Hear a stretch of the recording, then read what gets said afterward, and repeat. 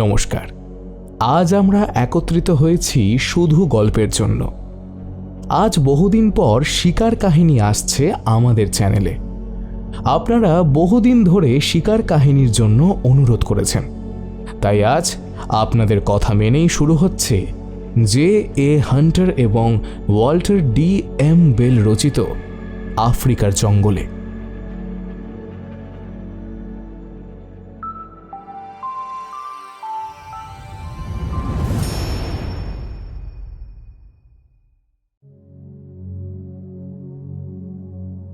এ কাহিনী বহু বছর আগের। যে জায়গার কথা বলা হচ্ছে তার নাম মিয়ামিস, আর সেটা হলো সুদান ও আবিসিনিয়ার চেয়ে কিছুটা দূরে। এটা ছিল ব্রিটিশ সাম্রাজ্যের অধীনে, তবে ব্রিটিশ শাসকদের দাসত্বের শৃঙ্খল কিন্তু এখানকার স্থানীয় আদিবাসীরা পড়েনি, আর শ্বেতাঙ্গ সাহেবরাও সে চেষ্টা করেনি।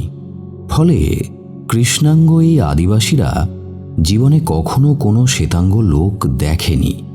এই জায়গায় এমন সব লোক বাস করত যারা টাকার বিনিময় পর্যন্ত জানত না। তারা রঙিন পুঁথি, পেতলের শিকলের বিনিময়ে তাদের প্রয়োজনীয় দ্রব্য ক্রয় করত।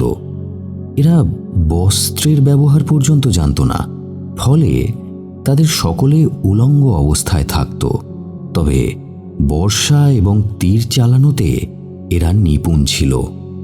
আগুনকে এরা বড় ভয় করত, আর যাদের কাছে আগ্নেয়াস্ত্র থাকত তাদের এরা শত্রু বলে মনে করত।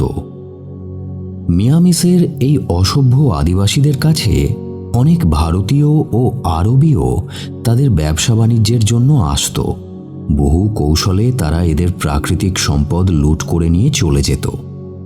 এই সময় এখানে যেসব শিকারী ও অভিযাত্রী দল আসত, তাদের মূল উদ্দেশ্য ছিল হাতির দাঁত সংগ্রহ করা। এরা 10-12 জন করে এক একটা দলে বিভক্ত হয়ে একবার এখানে আসত। তবে অনেক সময় এদের অনেকেই জন্তুদের দ্বারা অথবা ওই আদিবাসীদের হাতে প্রাণ হারাত। ওই সময় অনুরূপ কয়েকটি ব্যবসায়ী সংস্থা শিকারীদের নিয়ে ওখানে গিয়ে ওই উলঙ্গ মানুষদের দেখে এবং ওদেরও জন্তুর মতো ধরে নিয়ে গিয়ে কৃতদাসে পরিণত করার কথা চিন্তাভাবনা করে।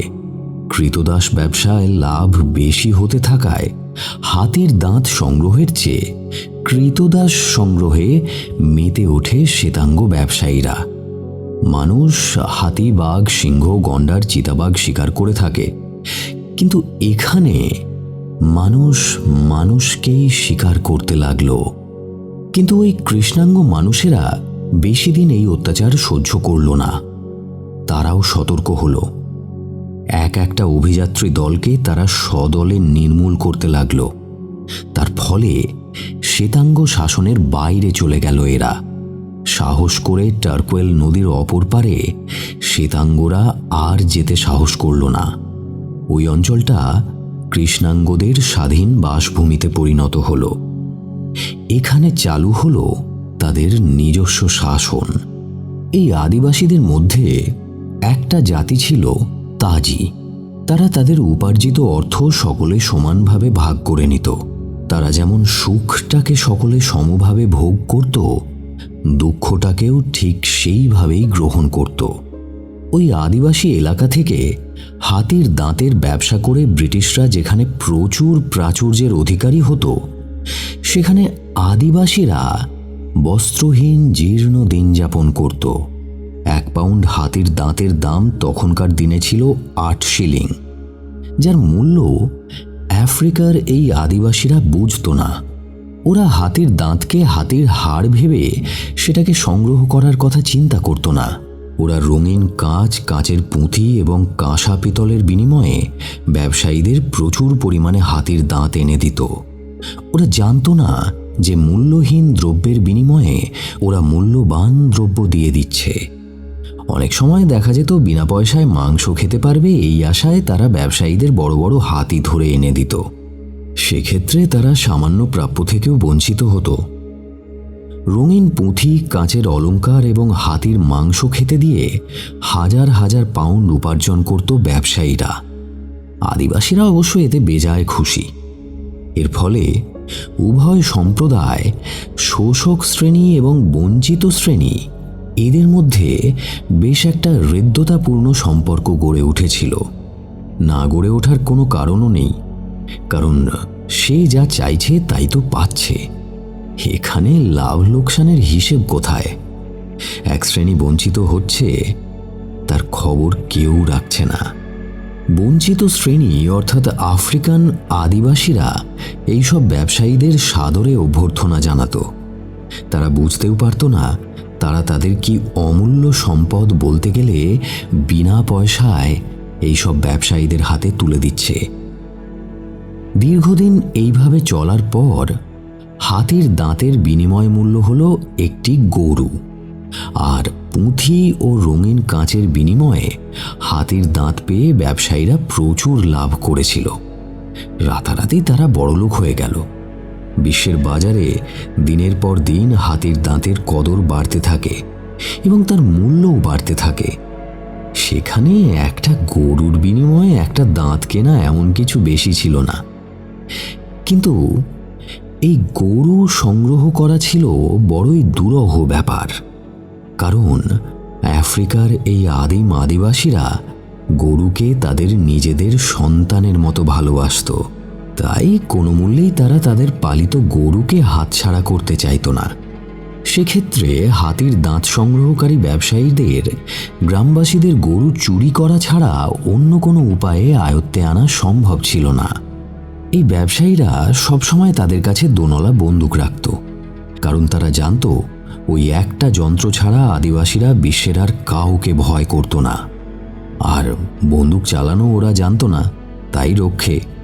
তা নয়তো দু চারটে বন্দুক ওরা অনায়াসে লুট করে নিয়ে তা দিয়েই শিকারীদের ভবলীলা সাঙ্গ করে দিত। সেই সময় সোহেলি নামে এক শ্রেণীর ব্যবসায়ীর হাতে প্রচুর আদিম আফ্রিকার অধিবাসী মারা পড়ে। ওরা সেই থেকে সোহেলিদের ভয় করত, তারপর শ্রদ্ধা করতে লাগলো, ঈশ্বরের মতো ভক্তি করতে লাগলো। আর সোহেলিরা সেই সুযোগে ওদের ভেতরে একটা শ্রেণীকে তাদের বশ্যতা স্বীকারে বাধ্য করিয়ে তাদের দ্বারা তাদের মনোনীত বহু কাজ করিয়ে নিতে থাকে। আফ্রিকার আদিম আদিবাসীরা সাধারণত হাতির দাঁত সংগ্রহে তিনটে উপায়ের আশ্রয় নিত। প্রথমে তারা ঝোপেঝাড়ে বা মাটিতে পড়ে থাকা হাতির দাঁত সংগ্রহ করত। দ্বিতীয়ত তারা ফাঁদ পাতত। সেটা হলো একটা গর্ত করে তার উপরে ঘাস লতাপাতা ছড়িয়ে রাখত। চড়তে চড়তে হাতিগুলো এসে তার উপর পা দিয়ে গর্তের মধ্যে আটকে পড়ত। আর তৃতীয়ত সোহেলিদের কাছ থেকে রবারের টিউব চেয়ে নিয়ে তাতে আগুন জ্বেলে ওদের মনে ভয়ের সঞ্চার করে ওদের এলোমেলো ছুটিয়ে ক্লান্ত করে বর্ষা ছুঁড়ে তাদের আহত বা নিহত করত। এই ছিল তখনকার আদিবাসীদের হাতি শিকারের উপায়। আমি হলাম প্রথম ব্যক্তি যে আধুনিক রাইফেল .303, .275 এবং .25 নিয়ে এই এলাকায় হাতি শিকারে আসি। এর আগে আফ্রিকার এই আদিম আদিবাসীরা ফায়ার টিউব দেখেছে, যা ছুঁড়লে আগুন জ্বলে ধোঁয়া বের হয়, কিন্তু আমার এই রাইফেলে গুলি বের হয় এবং তা হাতিকে বিদ্ধ করে জমপুরিতে পাঠিয়ে দেয়। বড় বড় হাতিগুলো আমার এই ছোট বন্দুকের নলের ভেতর থেকে আওয়াজ করে বেরিয়ে আসা গুলির আঘাতে কাটা কলা গাছের মতো মাটিতে পড়ে যাচ্ছে আর মরছে। এই দৃশ্য দেখে ওরা তো অবাক। ওরা এই বিষয়ে ভাবনা চিন্তা করতে গবেষণায় বসে যায়। ভাবে এটা কি কোনো জাদুদণ্ড নাকি দৈব ওষুধ। এর আগে এরা এদের বিষ মাখানো বর্ষায় দু চারটে হাতিকে শেষ করেছে। এমন ঘটনা কদাচিৎ ঘটেছে, কিন্তু এই যে একেবারে অব্যর্থ ঘটনা, লাগলেই হাতিগুলো ঢলে পড়ছে। প্রথম প্রথম আমাকে ওরা ভয় করতে থাকে, কিন্তু আমি ওদের সে ভয় দূর করতে ওদের মতো হয়ে গিয়ে মিশতে লাগলাম। ওদের সঙ্গে মিশে ওদের দেওয়া অতি কদর্য আহারও আমি অবলীলায় খেয়েছি। ওদের সঙ্গে রাত পর্যন্ত কাটিয়েছি। সোহেলিরা হাতির দাঁত শিকার করতে এসে ওদের গরু চুরি করতে এলে আমি ওদের হয়ে তাদের গুলি করে তাড়িয়ে দিলে ওরা আমায় ওদের বন্ধু ভাবতে শুরু করলো। তাছাড়া ওদের স্বজাতিরা প্রায় বিভিন্ন ইস্যু নিয়ে নিজেদের মধ্যে মারামারি করত। আমি এসব দমনেও সক্রিয় ভূমিকা নিয়ে মীমাংসা করে দিই, অপরাধীদের শাস্তি দিই। ওরা যেমন মারতে পটু ছিল, মার খেতেও তেমনি পটু। একজন অপরাধীকে ধরে এনে মারতে থাকলে সে যত মার খেত তত হাসত। আমি কখনো ওদের কাঁদতে দেখিনি। আর ওদের কাছে মানুষ খুন করা বা মানুষ মারা কোনো ব্যাপারই নয়। আসলে মনের মানসিকতার কোনো বালাই ছিল না ওদের। একবার আমার স্নানের জল নোংরা করায় আমি ওদের একজনকে প্রচুর মারি, কিন্তু কি আশ্চর্য, সে যত মার খায় ততই মাটিতে হেসে গড়াগড়ি যায়। এটা যেন ওদের কাছে একটা মহা হাসির ব্যাপার। তবে ওরা ভয় করত রাইফেলকে, তাই রাইফেলের অধিকারী হিসেবে আমাকে ওরা বলতো ফাদার। জন্তুদেরও অনুভূতি আছে, কিন্তু মানুষ হয়ে এদের মধ্যে কোনো অনুভূতি ছিল না। আঘাতে আহত হয়েও ওরা অনায়াসে তপ্ত মরুভূমির ওপর দিয়ে মাইলের পর মাইল হেঁটে যেত। ওদের প্রাণ শক্তি অবিশ্বাস্য। মারাত্মকভাবে আহত হয়েও ওরা কঠোর পরিশ্রম করতে পারত, আর মৃত্যুর আগে পর্যন্ত জীবনের জন্য সংগ্রাম করে যেত। ওরা প্রকৃতির পরিবেশে মানুষ, তাই ওদের প্রকৃতি অকৃপণ হস্তে যা দিয়েছে তা হলো ওদের সুন্দর স্বাস্থ্য, কষ্ট স্বীকার করার ক্ষমতা এবং অধ্যবসায়। তাছাড়া ওদের সুন্দর মজবুত ঝকঝকে সাদা দাঁত, ঘন চুল আর হজম শক্তি প্রকৃতির কাছ থেকে ওরা পেয়েছিল। লোকে বলে যে লোহা খেয়ে লোহা হজম করতে পারে ওরা। শীত, গ্রীষ্ম, বর্ষা কোনোটাতেই ওদের শরীর কাবু হয় না। এবং সবচেয়ে আশ্চর্যের ব্যাপার, কোনো ঘটনায় ওদের মনে রেখাপাত করে না। ফলে চিন্তা শক্তি রহিত এই জাতিটার ব্যাঘাত ঘটার কোনো কারণই ছিল না। ওরা জীবনটাকে সবসময় উপভোগ করত। ওদের সমাজে আইন বলে কিছু ছিল না। দুর্বলতাকে ওরা প্রশ্রয় দেয় না। ওদের সমাজে দুর্বল সন্তানরা বাঁচতও না। আর যাদের জীবনে শৃঙ্খল নেই, তাদের মধ্যে শৃঙ্খলতা আসবে কোথা থেকে? আমি এই আফ্রিকার আদিবাসী এলাকায় এসেছিলাম একজন শিকারী হিসেবে, কিন্তু এই আদিবাসীদের জীবনযাত্রার সঙ্গে মিশে গেলাম। আমার শিকারী জীবনের এও এক অমূল্য অনুভূতি, নতুন অভিজ্ঞতা। এদের সঙ্গে থাকতে থাকতে আমি এদের সমাজেরই একজন হয়ে গিয়েছিলাম। তাতে আমার একটা উপকার হয়েছিল। আমি সুস্থ স্বাস্থ্যের অধিকারী হয়েছিলাম। এখানে এসে সঙ্গী হিসেবে আমি পায়েল নামের এক আদিবাসী যুবককে বেছে নিই। এই পায়েল আদিবাসী সম্প্রদায়ভুক্ত হলেও ওর মনে বোধ শক্তিটা ছিল, তাই ওকে সঙ্গে নিয়ে গিয়েছিলাম। ওই এলাকায় পায়েল আমার এক অত্যাশ্চর্য আবিষ্কার বলা চলে। হাতি শিকারে ও আমাকে বহুভাবে সাহায্য করেছিল। এই আদিবাসীদের কাছ থেকে খাদ্যবস্তু সংগ্রহ থেকে আরম্ভ করে যা কিছুই নিই না কেন, তার জন্য সব সময় রঙিন পুঁথি কাছে রাখতে হতো। আমাদের এই শিকারী দলের কম বেশি গাধা ও খচ্চর মিলিয়ে 100টা করে থাকতো।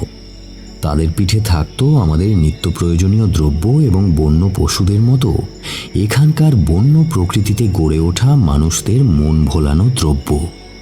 এবার আমি এখানে এসেছি 180টা গাধা নিয়ে। আমার সঙ্গে গাধাদের দেখাশোনার জন্য রয়েছে আরও বাড়তি 32 জন লোক। তাছাড়া হাতির দাঁত সংগ্রহ করে রাখার, রাইফেল গোলা বারুদ বইবার জন্য আরও 15 জন লোক আছে। এদের সৈনিক বললে এরা খুব খুশি হয়। এরা যে শুধু মালবহন এবং গাধাদের রক্ষণাবেক্ষণ করত তাই নয়, আমাদের পাহারাও দিত। আমার সঙ্গে সবসময় থাকতো আমার খাস চাকর সোদে। খুব ছোটবেলা থেকেই সে আমার কাছে মানুষ। যখন এসেছিল তখন খুবই বেঁটে খাটো ছিল। আজ সে এক বলিষ্ঠ যুবক। আর আমার যে সৈনিক দলটি ছিল তার অর্ধেকের বেশি আফ্রিকার এই আদিবাসী অঞ্চলের লোক। তবে এরা শারীরিক এবং মানসিক উভয় দিক থেকেই এই অঞ্চলের আদিবাসীদের চেয়ে আলাদা। এরা সব শ্বেতাঙ্গদের মতো ট্রেনিং প্রাপ্ত। আমাদের ক্যাম্প ছিল তখন মোম্বাসা শহরতলির বাইরে। সেখান থেকে প্রায় প্রতিদিন আমি এলগান পাহাড়ের গুহায় বসবাসকারী ঔশিন এবং ঘিসু অধিবাসীদের সঙ্গে দেখা করতে যেতাম। লোকগুলো খুবই গরিব ছিল। তাদের বংশধরের অনেকেই অনাহারে এবং অত্যাচারে মৃত্যুবরণ করত। তারা ঝোপে ঝাড়ে লুকিয়ে থাকা জানোয়ারের মাংস আর মধু খেয়ে কোনো রকমে বেঁচে আছে। হাতির সন্ধান এরা দিতে পারবে এই বিশ্বাস নিয়েই আমি ওদের সঙ্গে মিশতে থাকি এবং এদের 2-4 জনকে আমার দলে নিই। আমরা সকাল 6টার ভেতর রাইফেল এবং সামান্য খাদ্য নিয়ে বেরিয়ে পড়তাম আর ফিরতাম সূর্যাস্তের পূর্বে। তবে প্রতিদিনই যে হাতির দেখা পেতাম তা নয়। অধিকাংশ দিনই আমাকে নিরাশ হয়ে ক্লান্ত দেহে তাঁবুতে ফিরতে হতো। এখানকার আদিবাসীদের কাছে হাতি, মোষ এবং জিরাফ এই 3টে জানোয়ারের মাংসই বড় প্রিয়। তারা এদের মাংস খেতে পেলেই তৃপ্ত হতো। তবে জিরাফের বড় বড় পা দুটোতে মাংস বলতে কিছুই থাকতো না, আর তাদের হাড়ও বড় মোটা। কিন্তু মোষ বা হাতির ক্ষেত্রে তা নয়। 6-7 দিন ঘোরাফেরার পর একদিন আমার আদিবাসী সঙ্গী আমাকে হাতি চলার একটা সরু পথ দেখালো। দুপাশে বেশ বড় বড় ঝোপ, তার মাঝে এই পরিষ্কার সরু পথ। দেখলে মনে হয় কেউ যেন রাস্তাটা পরিষ্কার করে রেখেছে। এটা যে হাতি চলাচলের পথ তা দেখলেই বোঝা যায়। ভয় হতে থাকে এই পথে চলতে চলতে কোনো বিশাল হাতির সামনে না পড়ে যায়। কিন্তু ওই পথ ধরে চলার সময় বানরের কিচিরমিচির ছাড়া আর কোনো শব্দ কানে গেল না। তবু এই পথ ধরে যে হাতিরা এগিয়ে গেছে সে বিষয়ে নিঃসন্দেহ হয়ে এগোতে থাকি। জঙ্গলের শেষ সীমায় পৌঁছে দেখি আর একটা অনুরূপ রাস্তা সামনের পাহাড়ের দিক থেকে এসে এই রাস্তায় মিশেছে। একটু ভালো করে নজর দিতেই নরম মাটিতে হাতির দাঁতের চিহ্ন দেখতে পেলাম। 2টো বড় বড় দাঁতওয়ালা হাতি যে এই পথ ধরে যাতায়াত করে সে বিষয়ে আমি আরও নিশ্চিত হয়ে যাই। আর তখনই মনের মাঝে জাগে এক অদ্ভুত শিহরণ। এই শিহরণ, এই রোমাঞ্চ প্রত্যেক শিকারীর মনে জাগে। যেমন যারা ছিপ ফেলে বসে থাকে অস্থির হয়ে ফাতনা ডোবানো দেখে, ওরাও এই রোমাঞ্চ অনুভব করে। রাইফেলটা সামনে বাগিয়ে ধরে এগিয়ে চলি। সঙ্গীদের সতর্ক হতে বলি। আমি এ বিষয়ে নিশ্চিত ছিলাম যে খুব শীঘ্রই আমি 2টো হাতির দেখা পাব এবং একটু পরেই আমি বেশ কয়েকটা হাতির নাদি দেখতে পাই। পরীক্ষা করে বুঝতে পারি ঘণ্টাখানেক আগে এই পথ দিয়ে অন্তত 2টো হাতি যে গেছে সে বিষয়ে কোনো সন্দেহ নেই। এটা বুঝতে আমার অসুবিধে হয় না যে হাতি 2টো ঝোপঝাড় পেরিয়ে গভীর অরণ্যের দিকে বিশ্রামের জন্য গিয়েছে। কান দুটোকে সতর্ক রেখে ওদের পায়ের চিহ্ন ধরে এগোতে থাকি উত্তেজনার আগুন পোহাতে পোহাতে। হঠাৎ হাতির কান ঝাপটানোর শব্দ শুনতে পাই। এবার আমার উত্তেজনা রীতিমতো গতিমান হয়ে ওঠে। রাইফেলে ধরা হাত দুটো ঠক ঠক করে কাঁপতে থাকে। বুকের হৃৎপিণ্ডের গতি বেড়ে যায়। খোলা জায়গায় বিচরণরত হাতি শিকার আর এই ঝোপের ভেতর লুকিয়ে থাকা হাতি শিকারের ভেতর অনেক পার্থক্য। সমতল ভূমিতে চড়ে বেড়ানো হাতি শিকার করা খুবই সোজা। সেখানে দূর থেকে টিপ করে যে কোনো একটাকে গুলিবিদ্ধ করা যায়। অবশ্য অন্যগুলো পালিয়ে যায়, পাল্টা আক্রমণ করে না। কিন্তু ঝোপের ভেতর গুলি চালালে তা যে হাতির গায়ে লাগবে তার কোনো নিশ্চয়তা নেই। এসব ক্ষেত্রে গুলি গাছের ডালেও বিদ্ধ হতে পারে, হাতিকে আহতও করতে পারে। আর আহত হাতি যদি পাল্টা আক্রমণ করে তবে তার হাত থেকে বাঁচা অসম্ভব। কাজেই এখানে উত্তেজনার বশে কিছু করা ঠিক হবে না। অনেক বুঝে শুনে তবে গুলি চালাতে হবে, নচেত সমূহ বিপদ। এসব ক্ষেত্রে অভিজ্ঞতা কোনো কাজে লাগে না। তা নয়তো আমি জীবনে অনেক হাতি শিকার করেছি, তবু গুলি চালাতে এত ভয় পাবো কেন? ধীর পায়ে কান ঝাপটানোর শব্দটাকে অনুসরণ করে এগোতে থাকলাম। বুঝতে পারলাম ওরা ওদের কুলোর মতো কান দুটোকে ঝাঁকাতে ঝাঁকাতে এগিয়ে চলেছে। ওরা আমার থেকে অন্তত 30-40 গজ দূরে আছে। আমিও ধীরে ধীরে এগোতে থাকি। এতক্ষণ চলেছি ওই হাতির পদাঙ্ক অনুসরণ করে। ওই পথ কিন্তু আমি ছাড়িনি। চলতে চলতে আমি একটা বড় বন পাতাওয়ালা নাম না জানা গাছের অদূরে দাঁড়ালাম। পাতাগুলোকে নড়তে দেখে মনে মনে ভাবলাম, যাকে এতক্ষণ ধরে খুঁজছি সে নিশ্চয়ই এই পাতার আড়ালে লুকিয়ে আছে। তবে ওখানে অনেকগুলো গাছ আছে, তার ভেতরে কোনটার তলায় ওদের দেখা যাবে তা বোঝার জন্য পাতাগুলো হাত দিয়ে সরানো দরকার। কিন্তু তা একেবারে অসম্ভব। যদি এতটুকু শব্দ হয় আর ওরা বুঝতে পারে যে কেউ ওদের অনুসরণ করছে, তবে তার আর রক্ষে নেই। মুহূর্তে তাকে শুঁড়ে পেঁচিয়ে আছড়ে পায়ের কাছে ফেলে পিষে মেরে ফেলবে। তবে অনেক সময় শত্রুর মোকাবিলা না করে ওরা ঝোপঝাড় ভেঙে ছুটে পালায়। বুঝতে পারছি ওই ঝোপের ভেতরে ওরা আছে। ওদের গুলি করার জন্য আমার হাতটা নিষ্পিস করছে, কিন্তু একেবারে নিশ্চিত না হয়ে গুলি করা যে চরম মূর্খামি হবে তা আমি জানি। হঠাৎ পড়ন্ত সূর্যের রশ্মি পড়ল পাতার ফাঁকে। সেখানে স্পষ্ট দেখতে পেলাম হাতির কানের একটা অংশ মৃদু নড়ছে, আর সেটা আমার ডান দিকের গজ 10 দূরে। আর একটা কান দেখলাম আমার ঠিক সামনে। ওরা এত কাছে যে একটু এগিয়ে গেলে অতি সহজেই ওদের কান ধরা যায়, এমনকি লেজ ধরেও টান দেওয়া যায়। কিন্তু তার সম্ভব নয়। এরকম ছেলে মানুষই করলে জীবন নিয়ে টানাটানি পড়ে যাবে। আমি বুঝতে পারলাম ওরা ওখানে বিশ্রাম করছে। ভালো করে ওদের অবয়ব দেখে তবে গুলি করতে হবে। আমি এবার সেখান থেকে সরে হামাগুড়ি দিয়ে অন্যদিকে গিয়ে ওদের পূর্ণ অবয়বটা দেখার চেষ্টা করলাম। আমি তখন মরিয়া। যে কোনো উপায়ে হাতিটা বধ করে ওর দাঁত সংগ্রহ করতেই হবে, এই আমার পণ। অন্য পথে কিছুটা এগোতেই ওই ঝোপের ভেতর থেকে একটা সুর বেরিয়ে এলো। তারপর সেটা একটা গাছের ডালকে পেঁচিয়ে ধরল। ডালটাকে মরমর করে ভেঙে ফেলতেই তার পূর্ণ অবয়ব, বিশেষ করে মাথাটা আমার চোখের সামনে স্পষ্ট হলো। এবার আর গুলি ছোঁড়ায় কোনো বাধা নেই। আমার অনুমানই ঠিক, দুটো হাতি ওখানে মুখোমুখি শুয়ে আছে। আমি আর বিন্দুমাত্র সময়ের অপচয় না করে গুলি ছুঁড়লাম। গুলিটা হাতির মাথার ঠিক মাঝখানে বিদ্ধ হলো।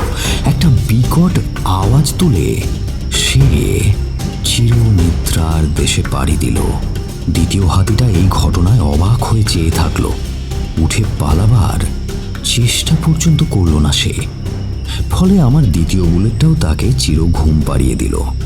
সারা দিনের পরিশ্রম অবশেষে সার্থক হলো। প্রথম হাতিটার দাঁত হলো 100 পাউন্ড আর দ্বিতীয়টার 50। দাঁত কেটে নেবার লোকেরা তখন অনেক পেছনে। তাদের ডেকে এনে দাঁত সংগ্রহ করে ফিরে এলাম তাঁবুতে। আমি যত হাতি শিকার করেছি তার নিদর্শন রাখতে প্রত্যেকটার লেজও সংগ্রহ করে রেখেছি। দাঁত তো আর রাখা যাবে না, ওটা বিক্রি হবে। লেজ কেউ কিনবে না, তবে তা থাকবে আমার সংগ্রহশালায়, হিসেবের খাতায়। এলগন পাহাড়ের কাছে টারকোয়েলে নদীর অববাহিকায় যাব বলে সব ঠিকঠাক করছি। এমন সময় কয়েকজন কর্মযান আমার তাঁবুতে এসে হাজির হলো। তারা আমাদের জন্য কিছু মধু নিয়ে এসেছে। আমি ওদের জিজ্ঞাসা করলাম, তোমরা জানো আমরা কেন এখানে এসেছি? জানি। কেন বলো তো? আপনারা হাতির দাঁত নিতে এসেছেন। হ্যাঁ, তা তো তোমরা কি আমাদের কোনো হাতির সন্ধান দিতে পারবে? আমরা তো আপনাকে সেই খবর দিতেই এসেছি। তাই নাকি? বলো বলো বলো, কোথায় গেলে হাতি পাবো? বড় হাতি কিন্তু। এই জঙ্গলের শেষ প্রান্তে রোজই দুটো বড় হাতি চড়ে বেড়ায়, সঙ্গে দুটো বাচ্চাও আছে। তা এই জঙ্গলটা পার হতে কত সময় লাগবে? একদিন পেরিয়ে যাবে। তোমরা কি আমাদের পথ চিনিয়ে নিয়ে যাবে? নিশ্চয় যাব। বেশ, আজ রাতটা তাহলে আমাদের তাঁবুতেই ঘুমো। কাল সকালে আমরা বরং সেই হাতির খোঁজে যাব। ওরা সে রাতে আমাদের তাঁবুতেই ঘুমোলো।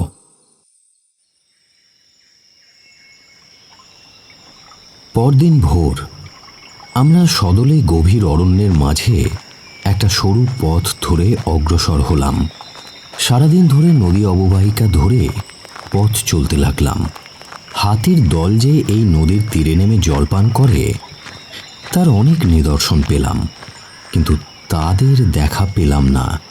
পরন্তু বেলায় আমরা হাজির হলাম এক আদিবাসী অঞ্চলে। এরা চামড়া দিয়ে দড়ি তৈরি করার কাজে নিযুক্ত ছিল। এদের এই চামড়ার দড়িগুলো এত শক্ত যে হাতিও বাঁধা যায়। ওরা এই দড়ির বিনিময়ে গরু ছাগল সংগ্রহ করে। সে রাতে আমরা ওই আদিবাসী বস্তিতে থাকতে বাধ্য হই। ওরা আমাদের খুব খাতির করে। ওদের সঙ্গে ভাব জমিয়ে ওদেরই একজনের কাছে জানতে পারি যে সামান্য দূরে ওরা রোজই একদল হাতিকে জলপান করতে দেখে। যে ছেলেটার কাছে এই সংবাদ পেলাম তাকেই গাইড করে পরদিন আবার আমাদের যাত্রা শুরু হলো। আমাদের সঙ্গে সেই আদিবাসী গাইড ছেলেটা ছাড়া আরও দুজন আছে।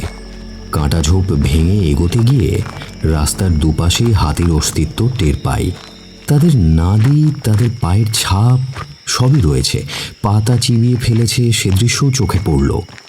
বুঝতে অসুবিধে হলো না যে গাইড ছেলেটা আমাদের ঠিক পথেই নিয়ে আসছে।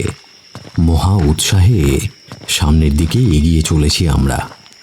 হঠাৎ গাইড ছেলেটা তার গতিরুদ্ধ করল। ও যেন কোনো কিছু দেখতে পেয়েছে বা শব্দ শুনতে পেয়েছে।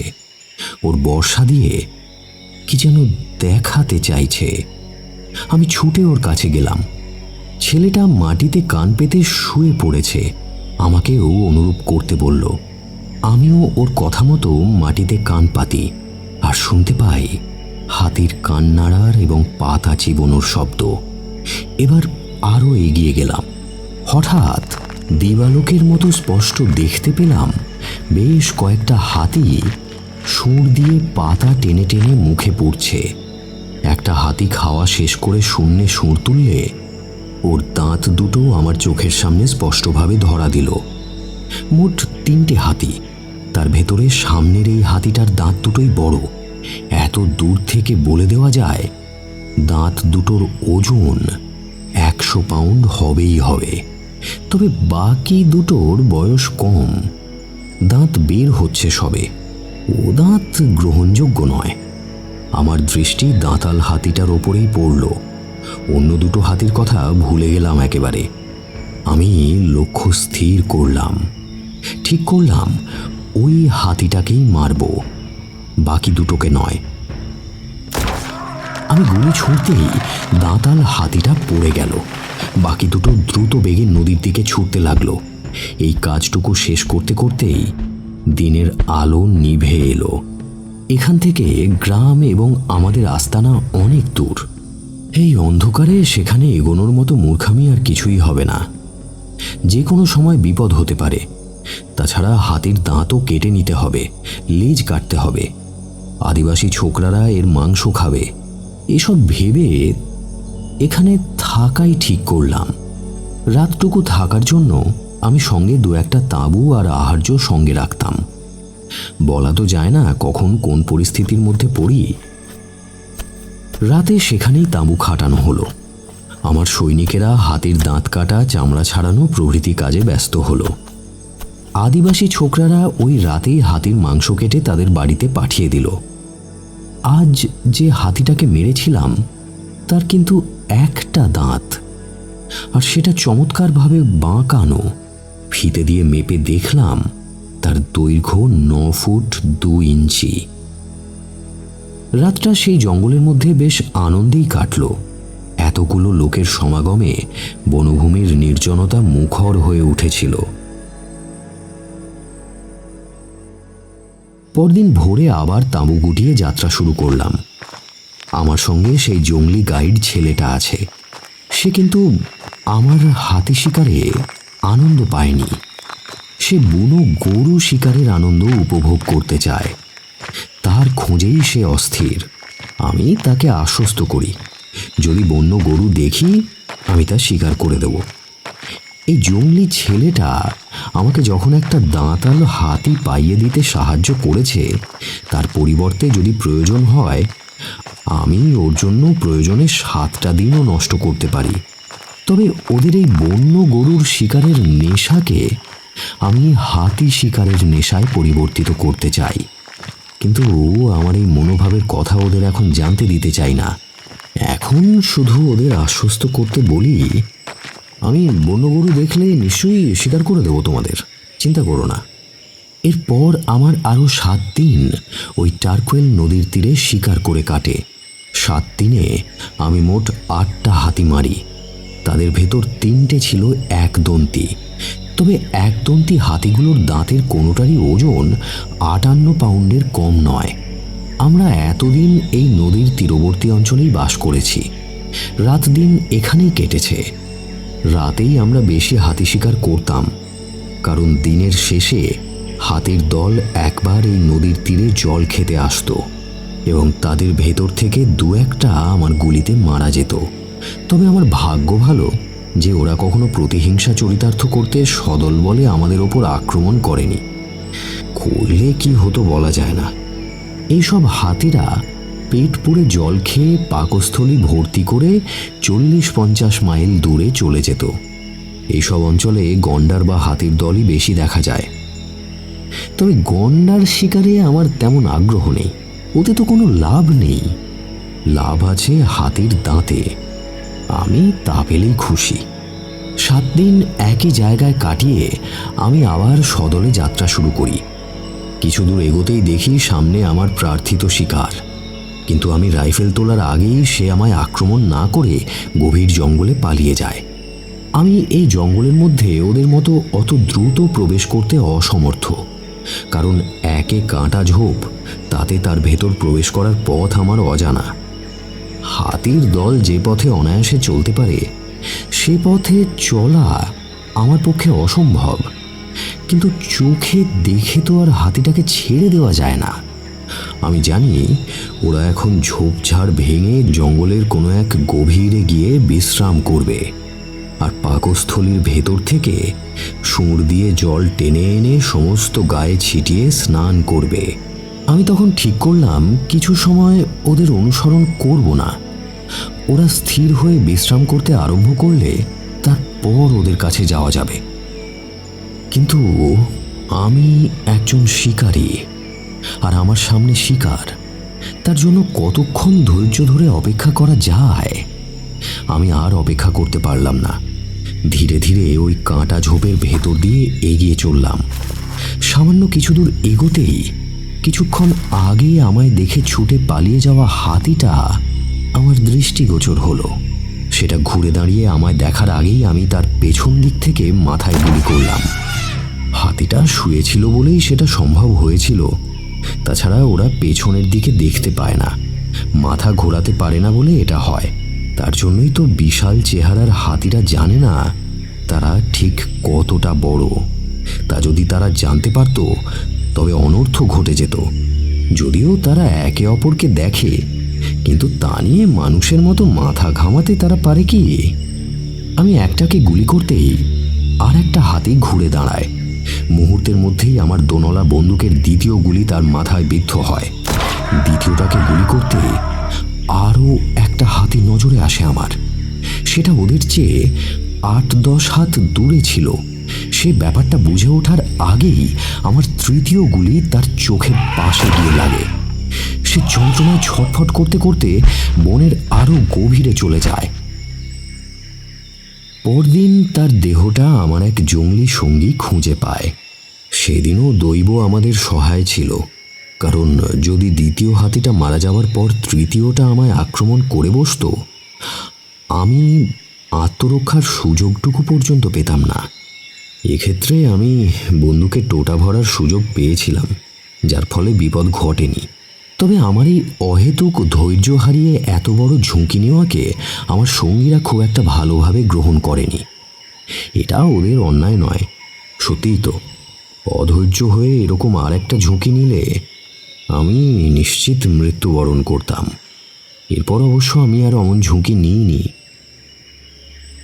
আবার 5টা হাতির দাঁত সংগ্রহ হলো, আর সৌভাগ্যের বিষয় এর মধ্যে আমি 3টে জংলি গরুও শিকার করেছি, যা পেয়ে আমার জংলি সাথীরা খুব খুশি।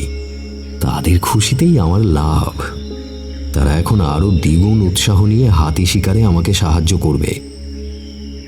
এবার হাতির দাঁতগুলো একটা ভেড়ার চামড়ার ভেতর ভরে সামান্য জলে ভিজিয়ে গাধার পিঠে চাপিয়ে দেওয়া হলো। রোদের তাপে জল শুকিয়ে যায়, দাঁতগুলোও মজবুত আর সতেজ হয়। তবে আমি আবার হাতির মাংস খেতে ততটা ভালোবাসি না। এ খবর আমার পরিচারক সোদে খুব ভালোভাবেই জানে। তাই আমি যখন হাতি শিকারে গিয়েছিলাম, সে তখন একটা তিতির মেরেছে। তাঁবুতে ফিরে তার মাংস বেশ পেট পুড়ে খেলাম। তিতির পাখির গায়ে কালো কালো ফুটকি থাকে। তাদের দেখতে যেমন সুন্দর, মাংস তেমনই সুস্বাদু, আর এরা সহজেই পোষ মানে। গ্রীষ্মকালটা আফ্রিকার এই জঙ্গলে বেঁচে থাকা দুষ্কর হয়ে পড়ে। চারিদিকে গরম লু বইতে থাকে, নদী নালায় জলের অভাব দেখা যায়। জলের কষ্টে অনেক প্রাণী প্রাণ হারায়।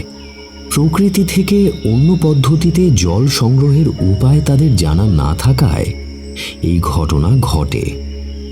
প্রথম আমিও এইসব আবহাওয়ার সঙ্গে নিজেকে মানিয়ে নিতে বেশ অসুবিধের মধ্যেই পড়েছিলাম। তারপর মানিয়ে নিতে পেরেছিলাম।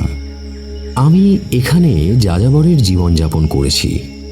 আদিবাসীদের সঙ্গে থাকতে থাকতে আমিও তাদের ভাষা এবং আচার আচরণ যেমন শিখে নিয়েছিলাম, ওদেরও তেমনি আমার ভাষা আর আচার আচরণে অভ্যস্ত করেছিলাম।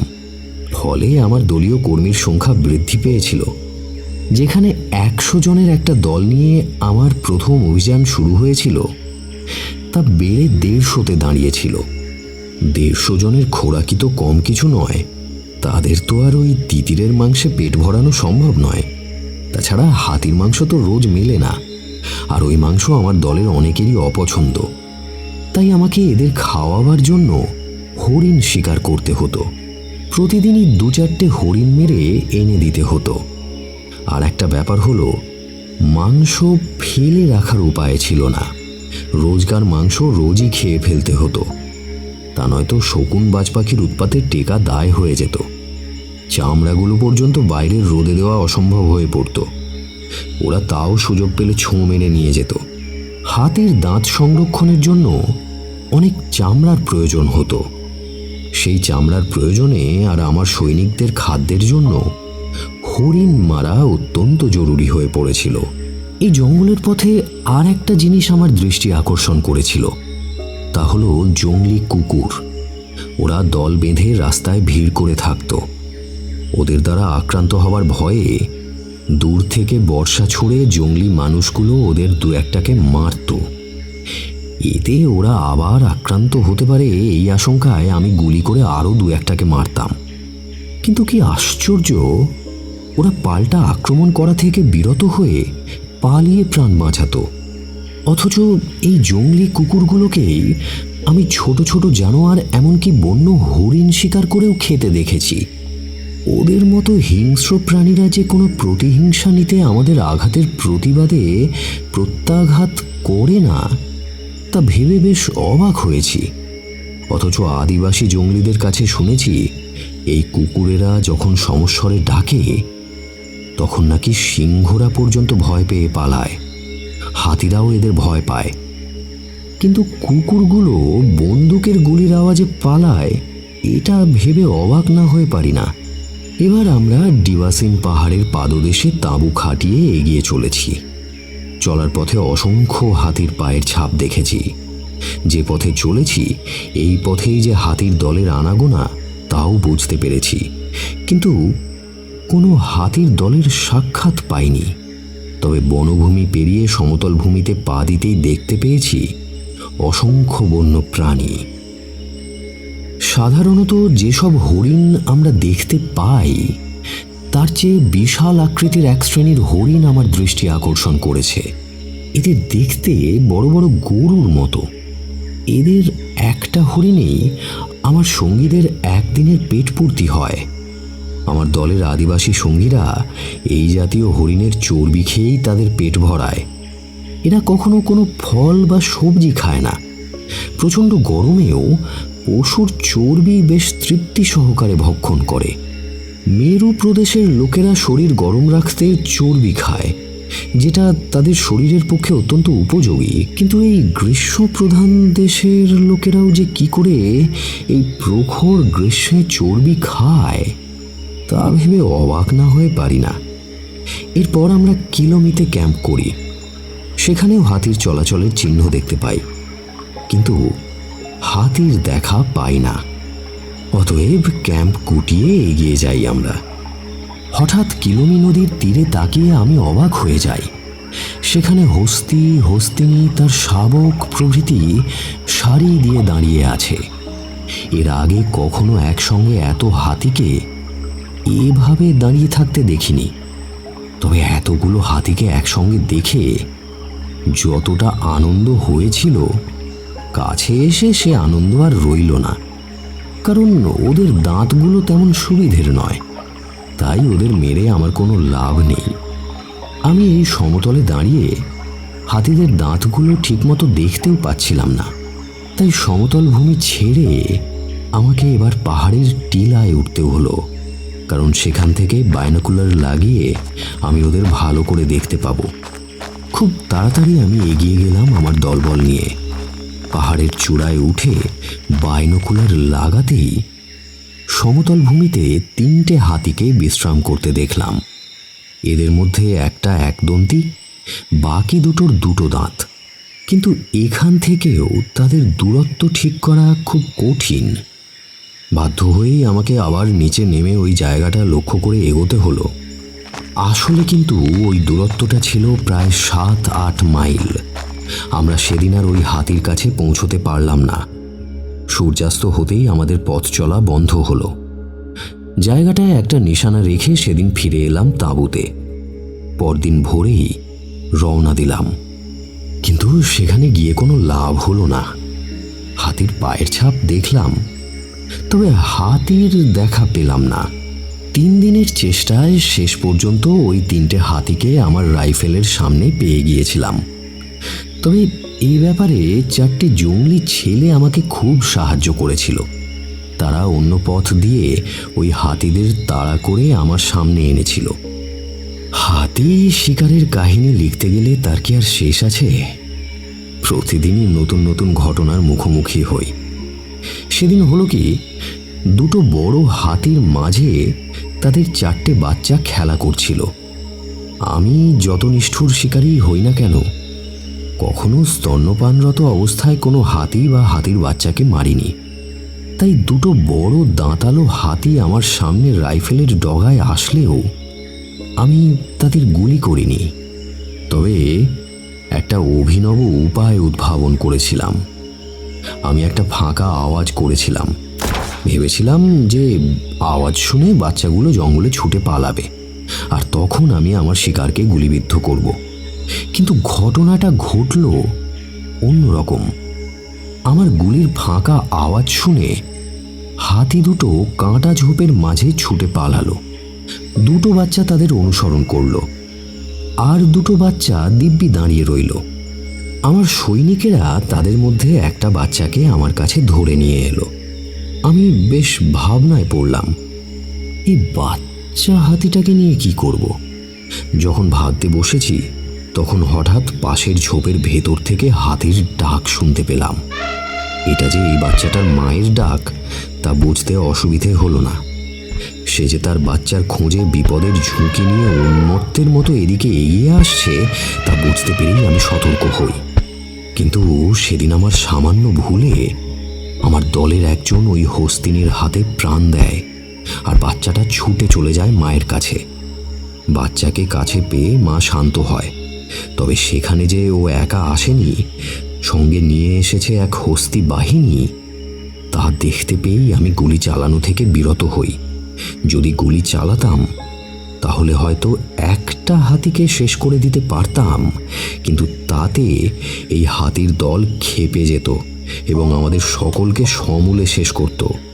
আমার আফ্রিকা সফরে এটাই প্রথম ব্যর্থতা, এবং এই প্রথম আমার এক সাথীর মৃত্যু হলো। এই আদিবাসীটাই ওই হস্তিনীর বাচ্চাকে অপহরণ করে এনেছিল, তাই তার চরম প্রতিশোধ নিয়েছিল সে যদি আমার গুলিতে মারাও যেত তাহলেও এই কাজ শেষ করেই সে মরত। প্রথমে সে পালিয়েছিল, তার ধারণা হয়েছিল তার সন্তান তার সঙ্গেই আছে, কিন্তু পেছন ফিরে তাকে দেখতে না পেয়ে সে ফিরে আসে এবং তার বাচ্চাকে অপহরণ করতে দেখে। বুদ্ধিমতী হস্তিনী তখন একাকী আক্রমণ করতে সাহস পায়নি, দল জুটিয়ে এনে আক্রমণ করে। শুনেছি কোনো হাতির দলের একটা হাতিকে যদি মেরে ফেলে রাখা হয় তবে দলের অন্য হাতিরা তাকে টেনে নিয়ে যায়। আর আজ দেখলাম সন্তানের জন্য তাদের মায়েরা কতদূর বেপরোয়া হতে পারে। এই ঘটনার পর আমার সৈনিক দলে একটা বিশৃঙ্খলা দেখা দিল। বেশ কিছু আদিবাসী আমার সঙ্গ ত্যাগ করে গ্রামে ফিরে গেল। তাদের মনে ধারণাটা এই রকম হলো যে আমি ইচ্ছে করেই সেদিন সেই হস্তিনীটাকে গুলি করিনি, কিন্তু আমি যে তাদের বাঁচাবার জন্য এ কাজ করেছি তা ওরা বুঝল না। আমি জানতাম এটা ওদের বোঝালেও বুঝবে না। একদিন ওদের ভেতরে যারা আমায় ত্যাগ করে চলে গেছে তারা ফিরে আসবে। আমি আমার এই কথা দলের সকলকে একটা মিটিং ডেকে বুঝিয়ে দিয়েছিলাম। হাতিদের এই প্রতিহিংসা চরিতার্থ করার দৃশ্য দেখে আমি হাতি শিকারে একটু সতর্কতা অবলম্বন করি। এরপর আরও কয়েকটা জঙ্গলে হাতির দাঁত সংগ্রহ করে বেশ সাফল্য পেয়ে বুকোরোতে ফিরে আসি। এখানেই রাখা ছিল আমার এবারের হাতির দাঁতগুলো। এই বুকোরো থেকে আমরা এগিয়ে যাব পশ্চিমে। ডাবাসানের এবারের সফরে আমার সংগ্রহে ছিল ৩৫৪টি হাতির দাঁত। তাদের গড় ওজন হবে ৫৩ পাউন্ড। এটা আমার ১৪ মাসের পরিশ্রমের ফল। আমার প্রতি মাসে খরচ পড়েছে ১৫০ পাউন্ড। তারপর কর্মচারীদের বোনাস প্রভৃতি নিয়ে মোট খরচ হয়েছে ৩,০০০ পাউন্ড। অতএব লাভ হয়েছে ৩৫৪ গুণিত ৫৩ ১৮,৭৬২ পাউন্ড, আর ব্যয় হয়েছে ৩,০০০ পাউন্ড। অতএব মোট লাভ হয়েছে ১৫,৭৬২ পাউন্ড। এর ভেতরে দেশে পৌঁছতে হয়তো কিছু দাঁত আরও শুকিয়ে যাবে, তাতে হয়তো আরও কিছুটা ওজন কমে যেতে পারে, তবে তার কত হবে? তাতে ৭৬২ পাউন্ডই কম হোক, ১৫,০০০ পাউন্ড তো থাকবেই। আমার এই সফরের সঙ্গী অনেক আদিবাসী আমার সঙ্গে জঙ্গল ছেড়ে চলে এসেছে, তাদের জন্য আমাকে ভাবতে হবে। এরপর আমি আরও ২-১বার শিকারে গেছি। বর্তমানে শিকারীদের লাইসেন্স ফি অতিরিক্ত বৃদ্ধি পাওয়ায় এই দুর্গম অঞ্চলে বড় একটা কেউ যেতে চায় না।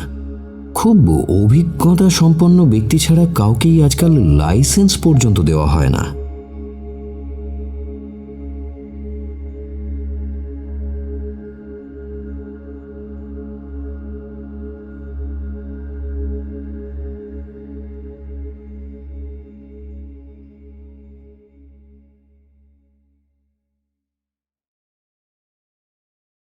আপনারা কি থ্রিলার গল্প উপন্যাস পড়তে ভালোবাসেন? তাহলে আপনাদের জন্যই শুধু গল্পের জন্য ও অক্ষরমালা পত্রিকা নিয়ে এসেছে এই বছরের সবচেয়ে বড় পত্রিকা, অক্ষরমালা থ্রিলার পত্রিকা ১৪৩৩। আপনারা এই পত্রিকায় পাবেন বেশ কিছু নামী লেখকের গল্প এবং উপন্যাস। পত্রিকার সূচিপত্র ডেসক্রিপশনে দেওয়া হলো। পত্রিকার প্রি বুকিং চলছে। যদি আপনি এই পত্রিকাটি কিনতে চান তাহলে অবশ্যই ডেসক্রিপশনে দেওয়া নাম্বারে যোগাযোগ করুন।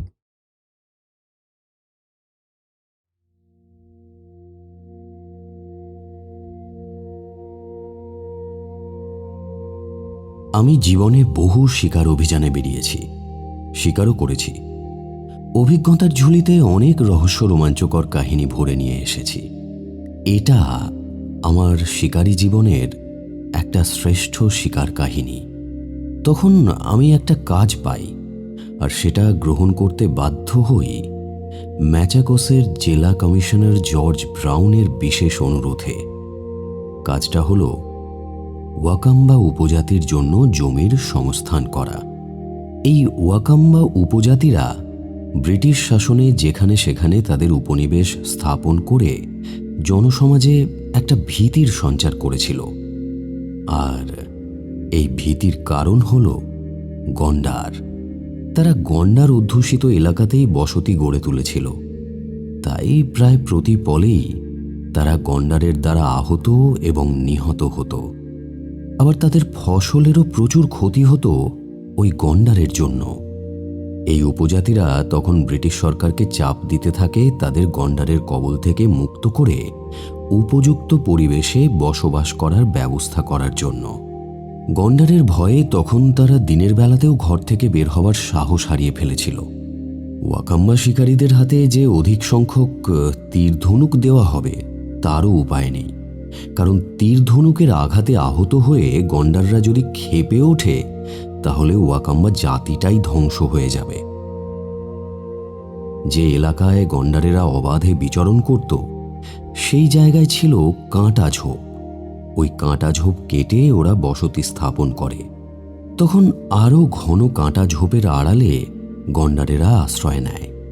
তারা দিনের বেলায় লুকিয়ে থাকত, আর রাতের আঁধারে এসে ওয়াকাম্বাদের ঘরবাড়ি ভেঙে তছনছ করে ফেলত। সেই দুর্গম স্থানে গিয়ে গন্ডার দমন করে এদের নিরাপত্তার দায়িত্ব পড়ল আমার ওপর। ক্যাপ্টেন রিচি আমার গন্ডার সম্পর্কে অভিজ্ঞতা আছে জেনে ওই কাজে নিয়োজিত করেন। আফ্রিকায় ম্যাচাকোস জেলার মাকুয়েনি অঞ্চলটা গন্ডারের বড় ঘাঁটি। এখানে আসার আগে আমি আরও বহুবার বহু গন্ডার শিকার করেছি। তাদের আচার আচরণ সম্পর্কেও আমার বেশ ভালো রকম জ্ঞান আছে। কিন্তু এবার আমি যে দুর্গম স্থানে এসেছি সেটা সম্পূর্ণ ভিন্ন পরিবেশ। সেসব জায়গায় গেছি গন্ডার শিকার করতে, আর এখানে আমি এসেছি তাদের স্থানচ্যুত করতে। এবারের ব্যাপারটা বড় দুরূহ। এখানে এসে পথঘাট চেনার জন্য আমি 3 জন পথপ্রদর্শক নিলাম। তাদের বয়স 30 থেকে 40-এর মধ্যে। তারা বহুবার চুরি করার অপরাধে জেল খেটেছে। নাইরোবি থেকে মাকুয়েনি পর্যন্ত যানবাহন চলার সুগম পথ আছে, তাই আমরা নাইরোবি থেকে মাকুয়েনি পর্যন্ত লরিতেই গিয়েছিলাম। মাকুয়েনির আদিবাসীরা তীরধনুক চালাতে খুবই পটু, আর এদের সর্দারের নাম হল মুতুকু। গন্ডার শিকারে যাওয়ার আগে ওই মুতুকু সর্দারের কাছে কয়েকদিন কাটাবার সিদ্ধান্ত নিলাম। সেখানেই সপ্তাহখানেক কাটালাম। সেখান থেকে আমি যেমন ওদের আচার আচরণ ধনুর্বিদ্যা বিষয়ে জ্ঞাত হলাম, ওদেরও তেমনি বন্দুক চালনায় পারদর্শী করে তুললাম। সেখানে আমি খুব কাছে যাকে পেলাম তার নাম মুলুম্বে। যদিও তার বয়স হয়েছে, তবুও সে এই অঞ্চলের সব কিছু জানে এবং শিকারেও অভিজ্ঞ। আমরা সর্দারের বাড়ির খুব কাছেই আস্তানা গাড়লাম। মুলুম্বে থাকলো আমাদের তদারকিতে। আমরা শিকারে গেলে সে আমাদের বন্দুক আর গুলি বহন করে নিয়ে যেত। আমি ঠিক করেছিলাম গন্ডাররা আমাদের আক্রমণ করলে আমরা তাদের প্রতিরোধ করব। অহেতুক তাদের পিছু ধাওয়া করে তাদের বিরক্ত করে বিপদ ডেকে আনব না। বলা তো যায় না তাদের সংখ্যা কত। কয়েকটা দিন আমাদের বেশ নিরাপদেই কাটল। একদিন রাতে কুকুরের ডাকে ঘুম ভেঙে গেল। বাইরে বেরিয়ে কোথাও কিছু দেখতে পেলাম না। তখন আমি ভেবেছিলাম নিশ্চয়ই দূরে কোথাও বাঘ বা সিংহের গন্ধ পেয়েছে, তাই কুকুরগুলো ডাকছে, কারণ ওরা গন্ধ পেয়ে এরকম ডেকে থাকে বলে আমি জানি। কিন্তু এই বন সম্পর্কে যার অভিজ্ঞতা সবচেয়ে বেশি, সেই মুলুম্বে বলল, এখানে কোনো বাঘ সিংহ নেই, কুকুরগুলো গন্ডার দেখেই ডেকেছে। ভোরে তার নমুনাও দেখলাম। আমাদের কুটিরের অদূরে নরম মাটিতে বেশ কয়েকটা গন্ডারের পায়ের ছাপ বেশ স্পষ্ট। আমি আর দ্বিরুক্তি না করে আমার সঙ্গীদের নিয়ে ওই পদচিহ্ন অনুসরণ করে জঙ্গলের মধ্যে প্রবেশ করলাম। জঙ্গলটা প্রথমে জঙ্গল বলে মনে হচ্ছিল না, কিন্তু যতই এগোতে লাগলাম ততই সেটা নিবিড় থেকে নিবিড়তম হয়ে উঠল। শুধুই কাঁটার ঝোপ, তাও ঘন। তার ভেতরেই খরগোশের আকৃতি বিশিষ্ট ছোট ছোট কয়েকটি ডিকটিক ছাড়া আর কিছুই চোখে পড়ল না। মাঝে মাঝে আচমকা ঝোপের ভেতর থেকে বেরিয়ে আমাদের সামনে পড়ে তারাও আমাকে কম চমকে দিচ্ছিল না। আমি প্রতি মুহূর্তে আশঙ্কা করছি এই বুঝি গন্ডারের কবলে পড়লাম। এবার আমরা একটা দুর্গম অভেদ্য অরণ্যের মাঝে পড়ে গেলাম। সেই দুর্ভেদ্য অরণ্যের ভেতর দিয়ে আমাদের পথ দেখিয়ে নিয়ে চলেছে ওই অভিজ্ঞ মুলুম্বে। সেই দুর্ভেদ্য জঙ্গলের মাঝে অসংখ্য গন্ডারের পায়ের ছাপ দেখতে পেলাম। এবার আমি বন্দুক উঁচিয়ে ধরলাম। আমি নিশ্চিত হলাম যে গন্ডারের দেখা এবার মিলবে। কিন্তু পদচিহ্ন দেখতে দেখতে আমার চোখ স্তব্ধ হলো। হাঁটতে হাঁটতে পা দুটো চলতে অসমর্থ হলো। পা দুটো যেন বিশ্রাম চায়। আমরা এবার ঘন জঙ্গলটা পেরিয়ে একটু হালকা জঙ্গলে এসে বিশ্রাম নিলাম। আমরা একটা উঁচু টিলার ওপর বসে বিশ্রাম নিচ্ছি, এমন সময় দেখি আমাদের সঙ্গীস্থানীয় এক শিকারী সোজা হয়ে উঠে দাঁড়িয়ে কি যেন শুনতে তৎপর হলো।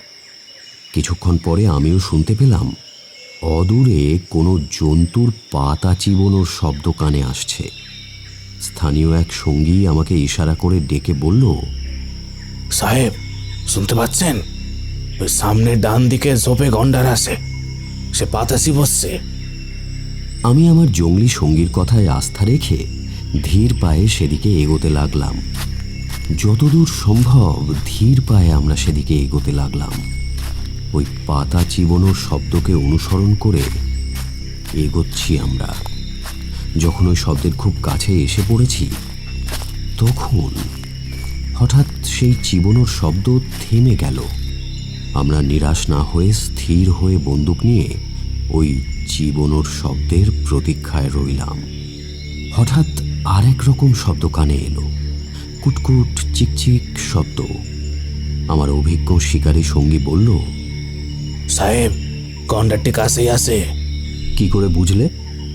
ওই ওদের গায়ের খাঁচে খাঁচে অনেক পোকা বসে থাকে, আর পাখিরা তা ধরে ধরে খায়। এখন পাখিদের পোকা ধরে খাওয়ার শব্দ কানে আসছে। সত্যি সত্যিই দেখা গেল হঠাৎ এক ঝাঁক পাখি আমাদের দিকে উড়ে আসছে। আর তারপরেই যার জন্য এত কষ্ট, এত অসীম প্রতীক্ষা, সেই গন্ডার। আমার কাছ থেকে তার দূরত্ব আর মাত্র ৮-১০ গজ। গন্ডারটা নির্ভয়ে এগিয়ে আসছে। দূর থেকে তাকে দেখে মনে হচ্ছে যেন একটা ট্যাঙ্ক এগিয়ে আসছে। গন্ডারটা যতই কাছে এগিয়ে আসতে লাগলো, আমার সঙ্গের জঙ্গলি সাথীদের কাঁপুনি ততই বাড়তে লাগলো। এবার গন্ডারটা আমাদের দেখতে পেল, আর তখনই ঘাড় নিচু করে কাঁটা ঝোপ ভেঙে তেড়ে আসতে লাগলো আমাদের দিকে। আমি একটু দূরে সরে গিয়ে ওর কপাল লক্ষ্য করে গুলি ছুঁড়লাম। ওর গতি তাতে স্তব্ধ হলো। কপাল থেকে রক্ত ঝরছে দেখে ও তেড়ে এলো। এবার আমার দ্বিতীয় গুলি ওর মাথার উন্নত খড়গকে বিদ্ধ করল। গন্ডারটা মাটিতে পড়ে গেল, আর তাকে উঠে দাঁড়াতে দেখা গেল না। বুঝলাম ওর ভবলীলা সাঙ্গ হয়েছে। আমি সেদিকে এগোতে যেতেই হঠাৎ এক অদ্ভুত কাণ্ড দেখা গেল। স্থানীয় অর্ধ উলঙ্গ লোকগুলো কাটারি, খন্তা, কুড়াল, ছুরি, ঝুড়ি, দড়ি নিয়ে দলে দলে এসে হাজির হলো। তাদের মনে সে কি উল্লাস! তারা সকলে মিলে গন্ডারটাকে চারিদিকে ঘিরে ফেলল। কোনো জায়গায় যখন কোনো অত্যাচারী ব্যক্তির মৃত্যু হয় তখন তাকে নিয়ে লোকে নৃত্য করতে থাকে, আনন্দে মেতে ওঠে। ওরাও তাই করতে লাগলো, আর করবে নাই বা কেন? এই গন্ডারদের অত্যাচারে অনাহারে অর্ধাহারে তারা দিন কাটাতো। আজ তারা এর হাত থেকে মুক্তি পেল। আমি একটা বন্দুকের ফাঁকা আওয়াজ করে ওদের বললাম, তোমরা সব সরে দাঁড়াও, আমি গন্ডারের ছালটা ছাড়িয়ে নেব। ওরা আমার লোককে গন্ডারের ছাল ছাড়িয়ে নেওয়ার সুযোগটুকু দিল, কিন্তু সেই স্থান ত্যাগ করল না। ওরা আমাদের ঘিরে দাঁড়িয়ে থাকলো, আর গন্ডারের গায়ের ছাল ছাড়িয়ে নেওয়ার সঙ্গে সঙ্গে সকলে উন্মত্তের মতো যে যার অস্ত্র নিয়ে ঝাঁপিয়ে পড়ল ওই ছাল ছাড়ানো গন্ডারটার ওপর। চিল যেমন করে তার শিকার ছোঁ মেরে নিয়ে যায়, বা শকুনেরা যেমন মৃতদেহের মাংস কাড়াকাড়ি করে খায়, এরাও ঠিক তাই করতে লাগলো। মুহূর্তের মধ্যেই গন্ডারের দেহের কোনো চিহ্নই আর সেখানে পড়ে থাকলো না। পড়ে রইল শুধু রক্তের দাগ। ওরা গন্ডারের নাড়ি ভুঁড়ি পর্যন্ত সেখানে ফেলে রাখেনি। গন্ডার শিকার করে সরকারের জন্য আমি রেখে দিলাম তার চামড়া এবং খাঁটি। একটা গন্ডারের চামড়ার দাম তখন 10 পাউন্ড, আর তার দ্বারা টেবিল ক্লথ, চেয়ারে বসার কাভার, চাবুক, সুটকেস, জুতো এইসব তৈরি হয়। আর খাঁটির দাম 30 শিলিংয়ের মতো। এই জঙ্গলেই এরপর 1 সপ্তাহের মধ্যে আমি আরও 1 ডজন গন্ডার শিকার করলাম, আর তাদের চামড়া ও খড়গ ছাড়া আর কিছুই নিলাম না। এর কিছুদিন পরেই মিস্টার বেভারলি নামে এক কৃষি দপ্তরের ভারপ্রাপ্ত অফিসার এখানে আসেন। তিনি এখানে এসে জঙ্গল পরিষ্কার করার কাজে লিপ্ত হন। এতদিন গন্ডারের ভয়ে এই জঙ্গল সাফাইয়ের কাজ ব্যাহত হচ্ছিল। মিস্টার বেভারলিকে আমি বললাম, মিস্টার বেভারলি, প্রতিটা জঙ্গল সাফাইয়ের আগে আমাদের কিন্তু ভালো করে দেখতে হবে সেই জঙ্গলে কোনো গন্ডার আছে কিনা। সে তো নিশ্চয়। আর যদি কাছাকাছি গন্ডারের কোনো চিহ্ন দেখতে পায় তবে তো ওরা কাজ করতেই চাইবে না। আর এ বিষয়ে আপনার সাহায্য নিশ্চয় পাবো মিস্টার হান্টার। ও নিশ্চয়ই। তাহলে এখন থেকে আপনিও আমি দুজনেই জঙ্গল পরিদর্শনে বের হব, আর আমরা গন্ডার সম্বন্ধে নিঃসন্দেহ হলেই আমার লোকজনদের জঙ্গল সাফাইয়ের কাজে লাগাবো। কি বলেন? ঠিক আছে, তাই হবে। পরদিন ভোর আমি আর বেভারলি এবং আমাদের উভয়ের লোকজন জঙ্গলের উদ্দেশ্যে বেরিয়ে পড়লাম। বেভারলি তার কর্মীদের জঙ্গল কাটার কাজে নিয়োজিত করে আমার সঙ্গ নিলেন। আমি ওদের নিরাপত্তার জন্য আমার এক সহকর্মীকে বন্দুক দিয়ে সেখানে রেখে বেভারলিকে নিয়ে আরও কিছু দূর এগোলাম। তখনও আমরা খুব বেশি দূর এগোতে পারিনি। শ্রমিকদের গাছ কাটার আওয়াজ আমাদের কানে আসছে। এমন সময় গগনভেদী এক চিৎকারে আমি চমকে উঠলাম। আমরা উঁচু টিলার ওপর থেকে দেখতে পেলাম একটা গন্ডারের খড়গের আঘাতে আমি যে আদিবাসী ছেলেটাকে বন্দুক দিয়ে শ্রমিকদের রক্ষার জন্য রেখে এসেছিলাম সে নিচে গড়িয়ে পড়েছে। আসলে গন্ডারটা ছিল ঝোপের আড়ালে। আদিবাসী যুবকটার দিকে সে এগিয়ে আসছিল। তা দেখে যুবকটা বন্দুক তুলে তাকে আঘাত করতে গিয়েছিল, কিন্তু গন্ডারটা তাকে সেই সুযোগ দেয়নি।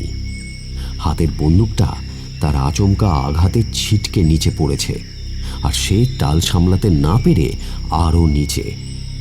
আমি ভেবেছিলাম ও বোধহয় মারা গেছে, কিন্তু ঈশ্বরকে অশেষ ধন্যবাদ যে সে যাত্রা সে তার পাঁজরার দুটো হাড় ভেঙে রক্ষা পেয়েছিল। ও সবেমাত্র গুলি ছোঁড়া শিখেছিল। গুলি ছুঁড়তে তৎপর না হওয়ার দরুন এমন হয়েছে। আর যে কাঁটা ঝোপ মানুষ তো দূরের কথা, অন্য কোনো জন্তুও ভেদ করতে পারে না, গন্ডাররা কিন্তু তা অতি সহজেই ভেদ করতে পারে। তাদের কাছে ওই কাঁটা ঝোপ যেন তৃণসম। আর এই এলাকার মানুষরা প্রায়ই গন্ডারকে ভয় পায়। গন্ডার আসছে দেখলে হাতে অস্ত্র থাকলেও তার প্রয়োগ করে না, তাকে পথ ছেড়ে দেয়। আমি এই বনের 12টা গন্ডার অতি সহজে ওদের চোখের সামনে মেরেও ওদের মন থেকে গন্ডারের ভীতি দূর করতে সমর্থ হইনি। গন্ডার যে কেন মানুষ দেখলেই গুঁতোতে আসে এবং কেন এত বদরাগী হয় তা আমি জানতে পারিনি। সেই সময় আমার সঙ্গের এক ভদ্রলোক তার কারণ আমায় ব্যাখ্যা করেছিলেন। ভদ্রলোক গন্ডারের কিছু মল নিয়ে পরীক্ষা করে আমায় বললেন, দ্য গন্ডার। আমি এতদিনে গন্ডারের বদরাগী হওয়ার কারণ জানতে পেরেছি। গন্ডার তার খাদ্য ভালো করে না চিবিয়েই খেয়ে ফেলে, যার ফলে তার হজম ভালো হয় না। আর যাদের ভালো হজম হয় না তাদের পায়খানা পরিষ্কার হয় না, তারা একটু বদমেজাজি হয়। ভদ্রলোকের এই যুক্তিকে অস্বীকার করতে পারলাম না। এদিকে আরও কয়েকটা গন্ডারের অত্যাচার হওয়ায় জঙ্গল পরিষ্কারের কাজ ব্যাহত হলো, আর কাঁটা ঝোপ ভেদ করে গন্ডার মারতে যাওয়াও এক অসম্ভব ব্যাপার হয়ে দাঁড়ালো। এদিকে আশেপাশের প্রতিটা গ্রাম থেকে একটা না একটা গন্ডারের অত্যাচারের কাহিনী শুনতে লাগলাম। আসতে লাগলো আরও অসংখ্য অভিযোগ। আমি অবশ্য যখনই কোনো অভিযোগ শুনতাম তখনই সেখানে ছুটে যেতাম। তবে অসংখ্য জায়গার অসংখ্য ডাকের মাঝে আমাকে ঠিক করে নিতে হতো কোনটার গুরুত্ব বেশি আর কোনটার কম। তাই যেটা বিশেষ জরুরি মনে করতাম সেটার প্রতি বেশি মনোযোগী হতাম, মানে সেখানেই আগে যেতাম। আমি সেই মতুকুর জেলায় বেশ কবার গেছি, কারণ সেখানে গন্ডারের উৎপাতটা সবচেয়ে বেশি হচ্ছিল। সঙ্গে সঙ্গে আমার বিরুদ্ধে অন্য গ্রামের সর্দারেরা অভিযোগ তুলল আমি নাকি মতুকুর জেলায় বেশি দিন থাকছি, তাদের কথায় বেশি গুরুত্ব দিচ্ছি, এদের নয়। ঠিক সেই সময় একদিন রাতে আমার কাছে মাচোকা নামে এক সর্দার সদলবলে এসে হাজির হলো। সে জানালো যে তাদের গ্রামে একটা গন্ডার কয়েকদিন ধরে ভীষণভাবে উত্ত্যক্ত করছে, এখনই আমাকে তাদের সঙ্গে যেতে হবে। আমি ওদের এই অন্যায় আবদারে সাড়া দিতে পারলাম না। বিরক্তি সহকারে বললাম, তোমরা এখন যাও, আমি মুতুকুর গ্রামের কাজ সেরে তোমাদের ওখানে যাব। কবে যাবেন? এতে আমার রাগ আরো বেড়ে গেল। আমি বেশ জোর গলায় বললাম, 2-4 দিনের মধ্যেই যাব। পরদিন বিকেল আমি তাঁবুর বাইরে বসে আছি। হঠাৎ দেখি মাচোকা ছুটতে ছুটতে আসছে। আমি তাকে অমনভাবে ছুটে আসতে দেখেই বুঝতে পারলাম ওদের গ্রামে নিশ্চয়ই গুরুতর কিছু ঘটেছে, যার ফলে ও আমার কাছে আসতে বাধ্য হয়েছে। আজ আর বিন্দুমাত্র বিরক্তি প্রকাশ না করে আমি বেশ আগ্রহ নিয়ে জিজ্ঞেস করলাম, কি গো সর্দার, কি হয়েছে? সাহেব, আজ ভোরে আমাদের গ্রামে এক স্ত্রীলোক কাঠ টানতে বনে গিয়ে গন্ডারের আঘাতে নিহত হয়েছে। তার মরদেহ আপনাকে দেখাবার জন্য রেখে দিয়েছি এখনো। আপনি এখনই আমার সঙ্গে চলুন। ওর এই অনুরোধকে উপেক্ষা করার শক্তি আমার ছিল না। আমি আর বিন্দুমাত্র সময়ের অপব্যবহার না করে বন্দুক নিয়ে ওর সঙ্গে বেরিয়ে পড়লাম। মুতুকু সর্দার আমার সামনে এসে দাঁড়ালো। সে জানতে চায় আমি কোথায় যাচ্ছি, এখানে ফিরে আসবো কিনা। তাকে আশ্বস্ত করে গেলাম যে আমি ওখান থেকে খুব শীঘ্রই ফিরে আসব। ওদের গ্রামে গিয়ে দেখি একটা শৈলশিলার ঢালের ওপর মেয়েটি শুয়ে আছে। তার পাশেই তার কাটা কাঠের টুকরোগুলো ছড়িয়ে, দেহটা ক্ষতবিক্ষত। এ থেকে এটা স্পষ্ট হলো যে মেয়েটা ওপরের ঢালু থেকে নিচে নেমে আসছিল আর গন্ডারটা ওপরে উঠছিল। সামনে মেয়েটাকে দেখে তার সম্মুখ ভাগে আঘাত হানে। 2-4 বার এই কাণ্ড হয়। তারপর তাকে মাথায় করে শূন্যে তুলে ছুঁড়ে মারে। পাথরের ওপর মাটিতে পড়ে থেঁতলে যায় মেয়েটা। তারপরই প্রাণ হারায়। গন্ডারটার পায়ের ছাপ দেখে বুঝতে অসুবিধে হলো না যে সেটা মাদি গন্ডার। এ বিষয়ে আরও সঠিক চিত্র সামনে এলো ওই গন্ডারের ছাপের পাশে ছোট ছোট গন্ডারের পায়ের ছাপ দেখে। এবার এই গন্ডারটার রাগের কারণ আমার কাছে আরও পরিষ্কার হয়ে গেল। বুঝলাম এই বাচ্চাগুলো সঙ্গে থাকাতেই সে অত রেগে গিয়েছিল বাচ্চাদের অনিষ্টের আশঙ্কায়। আমার মাথায় গন্ডার মারার চেয়েও তার বাচ্চাদের ধরার চিন্তা প্রবলভাবে দেখা দিল। তার কারণ হলো চিড়িয়াখানায় গন্ডার শাবকদের প্রচুর চাহিদা। এই বাচ্চা গন্ডারের জন্য ব্রিটিশ সরকার আমার কাছে মিস্টার সভেজের 2 জন লোক পাঠিয়েছিলেন। আজও তারা আমার সঙ্গে ছিল। যেখানে পাথরের ওপর স্ত্রীলোকটির মৃতদেহ পড়েছিল তার পাশে স্থানীয় গ্রামবাসীর ভিড়। আমি আসার পর সেই ভিড় আরও বৃদ্ধি পেল। তারা তাদের শত্রু গন্ডারকে দেখার জন্য এবং তার মাংস খাবার জন্য অধীর আগ্রহ নিয়ে অপেক্ষা করতে লাগলো। যেখানে স্ত্রীলোকটা পড়েছিল সেই জায়গাটা ছাড়া তার চারপাশে বিস্তীর্ণ ঘন জঙ্গল। ওই ঘন জঙ্গলের কোনো ঝোপেই লুকিয়ে আছে গন্ডারটা, সেই মাদি গন্ডারটার সঙ্গে তার শাবকরাও। আমি সঙ্গীদের নিয়ে ওই ঘন জঙ্গলের ভেতর একটা ফাঁকা জায়গায় বসে রইলাম গন্ডারের প্রতীক্ষায়। প্রায় ঘণ্টাখানেক এইভাবে বসে থাকার পর হঠাৎ একটা শোরগোল কানে এলো। কিছু একটা ঘটেছে ভেবে সেদিকে এগোলাম। সেই কোলাহলের জায়গায় পৌঁছতেই অনেকগুলো লোক আমাকে অনেকটা দূরের উপত্যকার মাঝের একটা জায়গা দেখিয়ে দিল। সেদিকে চেয়ে আমি কিছুই দেখতে পেলাম না। অনেকক্ষণ ওইভাবে চেয়ে থাকার পর ধূসর রঙের একটা জিনিস চোখে পড়ল।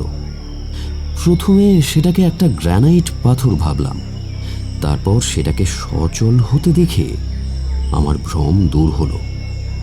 যে বস্তুটা একবার জঙ্গলের ভেতর প্রবেশ করে আবার বেরিয়ে এলো, দেখে বুঝতে অসুবিধে হলো না এতক্ষণ যার অপেক্ষা করছিলাম ইনি তিনি।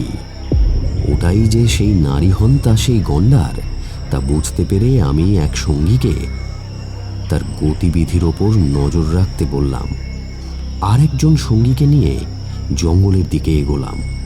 পাহাড়ের ওপর থেকে যে জঙ্গল দেখেছিলাম, নিচে নেমে তার ভেতর দিয়ে চলতে গিয়ে দেখলাম এ জঙ্গল কতটা দুর্গম। এর ভেতর দিয়ে চলা বড়ই দুরূহ ব্যাপার। আর ওই পাহাড়ের চূড়া থেকে গন্ডারটাকে যে জায়গায় দেখেছিলাম তার দূরত্ব ওখান থেকে যতটা মনে হয়েছিল এখন তা অনেকটাই দূরে, প্রায় মাইল খানেক দূর তো বটেই। তারপর যে জায়গাটার সন্ধানে আমরা বেরিয়েছি তা আমাদের চোখের আড়াল হয়ে গেল। ওপরের লোকেদের নির্দেশে আমরা সেখানে গিয়ে যখন পৌঁছলাম তখন গন্ডারটা সেখান থেকে অদৃশ্য হয়েছে। পড়ে আছে বড় গন্ডার এবং তার শাবকদের পায়ের ছাপ। বুঝতে অসুবিধে হলো না যে এখানে সে তার শাবকদের নিয়ে বিশ্রাম করছিল। জায়গাটা বেশ ছায়া ঘেরা। আমরা বুঝতে পারলাম সামনে কোথাও সে জল খেতে গেছে, বিশ্রাম নিতে আবার আসবে এখানে। আমি সঙ্গীদের জানালাম, তোমরা এখানেই অপেক্ষা করো, গন্ডারটা এখানেই আসবে। আরও 1 ঘন্টা নিঃশব্দে কেটে গেল। আমার এক সঙ্গী আঙুল তুলে জানালো যে সে গন্ডারটাকে দেখেছে। আমি তার আগমন পথের দিকে দৃষ্টি দিলাম। কিছুক্ষণের মধ্যেই দেখতে পেলাম তাকে পরম নির্ভয়ে হেলতে দুলতে আসছে। তার পেছনে একটা ছোট্ট বাচ্চা। এই গন্ডারটার মাথায় খড়গের ওপর তখনও রক্তের দাগ আছে। বুঝলাম এই খড়গের আঘাতেই স্ত্রীলোকটা মারা গেছে। সেই সময় আর একটা দৃশ্য আমাকে ভুলিয়ে দিল যে এই গন্ডারটা এক নারী ঘাতিনী। সে আস্তে আস্তে দাঁড়িয়ে পড়ল আর তার শাবকটি মায়ের দুধ খেতে লাগলো।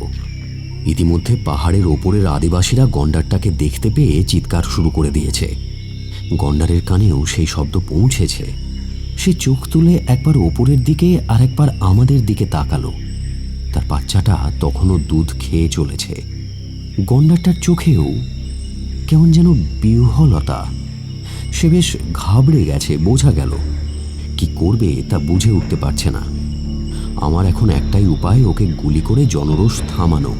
কিন্তু সে যে বড় মর্মান্তিক ব্যাপার। কিন্তু আমার ওকে গুলি করা ছাড়া কোনো উপায় নেই।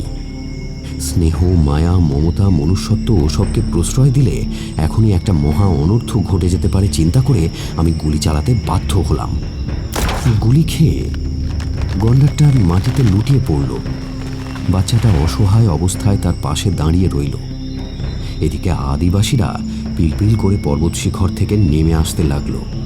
ওদের আসতে দেখে অসহায় বাচ্চাটা মাকে মাথা দিয়ে গুটিয়ে ওঠাবার জন্য উত্ত্যক্ত করতে লাগলো। কিন্তু তার শত চেষ্টাতেও তার মা আর উঠে দাঁড়ালো না। আর লোকগুলো তার খুব কাছে এসে পড়ল।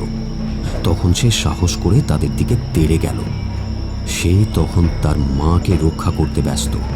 বাচ্চাটার বয়স খুবই অল্প, মাথার খড়গটা সবে গজাতে শুরু করেছে, আর কিছুক্ষণ আগেই তো সে দুধ পান করছিল। অতএব সে যে দুধ ছাড়া কিছু খেতে শেখেনি তাও স্পষ্ট বোঝা যায়। কিন্তু ওইটুকু বাচ্চার সাহসের তারিফ করতে হয়। গন্ডারটা মারা গেছে, এবার তার কাঁচা মাংস কেটে নেবে এই উদ্দেশ্যে যারা এসেছিল, এতটুকু গন্ডারের বাচ্চা তাদের দিকে তেড়ে যেতে তারা ভয়ে পালাতে শুরু করলো। ওইটুকু বাচ্চাকে তো আর গুলি করে মারা যায় না, তাই ওকে ধরার জন্য সচেষ্ট হলাম। সরকারের সেই রকমই নির্দেশ ছিল।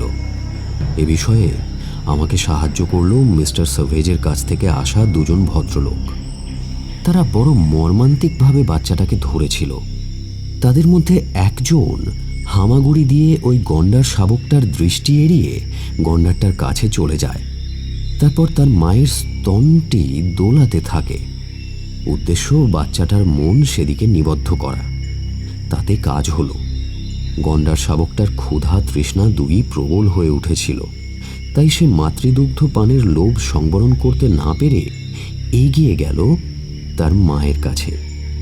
আর সঙ্গে সঙ্গে লোকটা তার ডান কানটা সজোরে চেপে ধরল। শাবকটা চেঁচাতে লাগলো। তার বিশ্বাস তার মা তাকে এদের হাত থেকে রক্ষা করবে, কিন্তু তেমন কোনো ঘটনা ঘটবার যে কোনো সম্ভাবনা নেই। তাই অবুঝ গন্ডার শাবকটা বুঝবে কি করে? তাই তাকে বন্দী হতে হলো। অন্য লোকটা তখন তাকে দড়ি দিয়ে বেঁধে একটা চটের থলির মধ্যে পুরে ফেলল। তারপর একটা কাঠের সঙ্গে বেঁধে চারজন মিলে তাকে বহন করে নিয়ে চলল। তাঁবুতে ফিরে একটা মোটা দড়ি দিয়ে গাছের সঙ্গে বেঁধে রাখা হলো শাবকটাকে। তাকে ছাগলের দুধ খেতে দেওয়া হলো। প্রথম দুদিন সে কিছুই খেলো না। আমাদের মধ্যে যে কেউ তাকে খাবার দিতে যায় বা আদর করতে যাওয়ার বিন্দুমাত্র চেষ্টা করে, সে তখনই তাকে তেড়ে মারতে আসে। তার সে সময়কার তেজ একটা পূর্ণবয়স্ক গন্ডারের মতোই। 3 দিন একইভাবে কাটল। চতুর্থ দিনের দিন সে আর তেড়ে এলো না।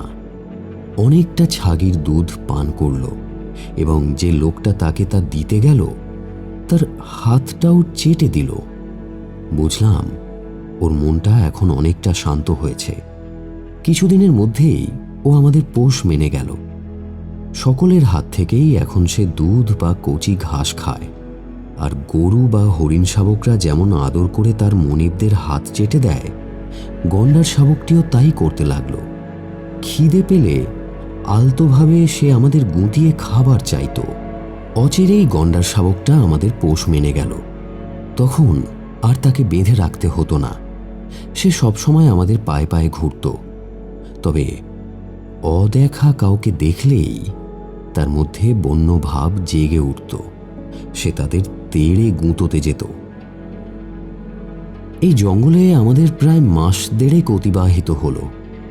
এখানে আমরা আরো 75টা গন্ডার মারলাম। যখন নিশ্চিন্ত হলাম যে আশেপাশের গ্রামে বা তার 2-3 মাইলের মধ্যে আর কোনো গন্ডার নেই, তখন যে গন্ডারের চামড়া এবং গন্ডার শাবক সংগ্রহ করেছিলাম তা নিয়ে আবার মাচাকোসে ফিরে গেলাম। এখানে এসে কয়েকদিন বিশ্রাম নেব ভেবেছিলাম, কিন্তু সে সুযোগ আর পেলাম কোথায়। আবার বিভিন্ন প্রান্ত থেকে গন্ডারের আক্রমণ খবর নিয়ে গ্রামের মোড়লরা এসে অভিযোগ জানাতে লাগলো।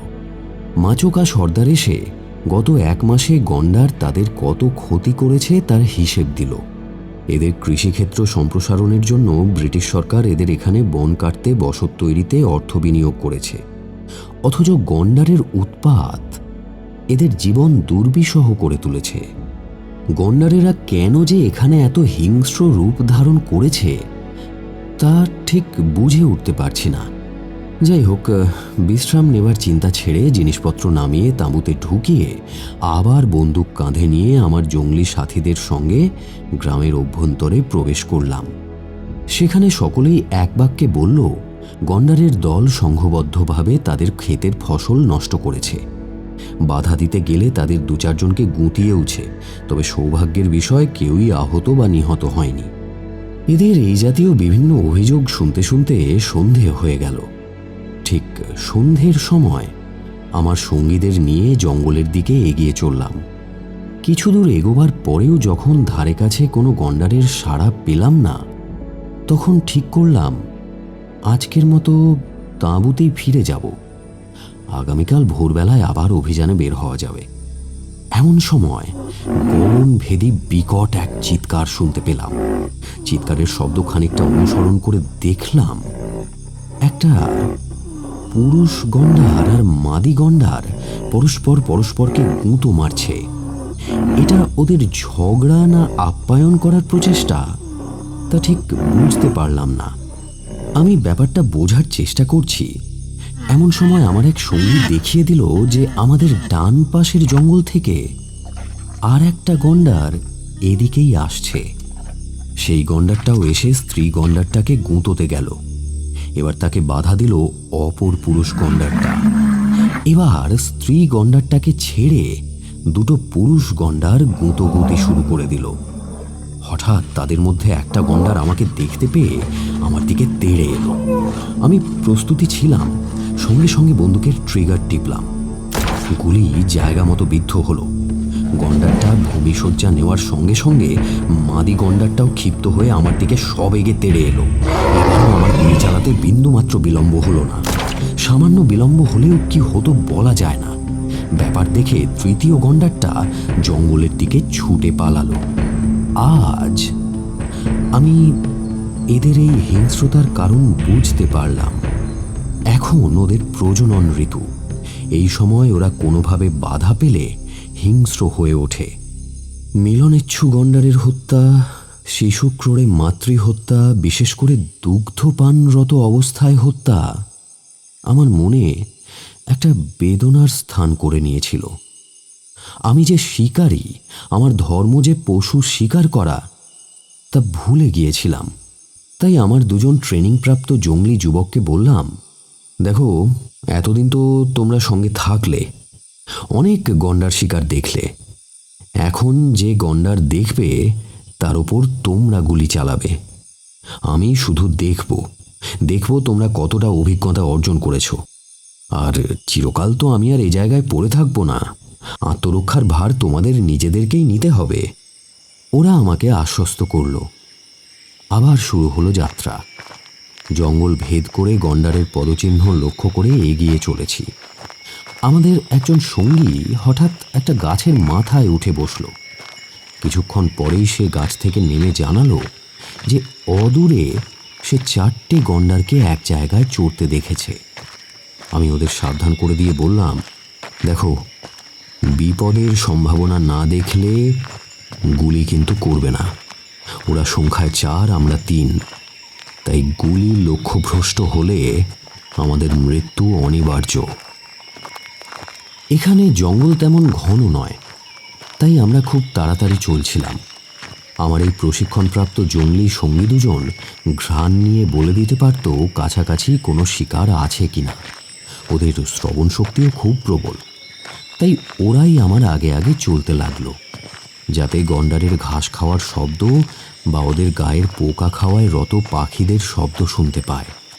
কিছুক্ষণের মধ্যেই জঙ্গলি সাথী দুজনের মধ্যে একজন একটা গন্ডারের অস্তিত্ব টের পেল। সে বলল সে পাখিদের পোকা খাওয়ার শব্দ শুনেছে। আমিও শুনতে পেলাম। আমি ওদের পিছু নিলাম। একটা ফাঁকা জায়গায় একটা গন্ডারকে দেখতে পেলাম।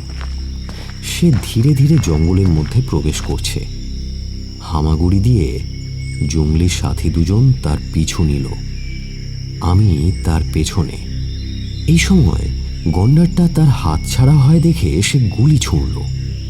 যথারীতি গুলি লক্ষ্যভ্রষ্ট হলো, আর সঙ্গে সঙ্গে আরও 4টে গন্ডার আমাদের দিকে তেড়ে এলো। আমার দ্বিতীয় জঙ্গলি সাথীটি তখন বন্দুক তুলে গুলি ছুঁড়ল, কিন্তু গুলি বের হলো না। তখন বাধ্য হয়ে আমার দোনলা বন্দুকটা দিয়ে দুবার ফায়ার করলাম। জীবনে আমার লক্ষ্য কখনো ব্যর্থ হয়নি, আজও হলো না।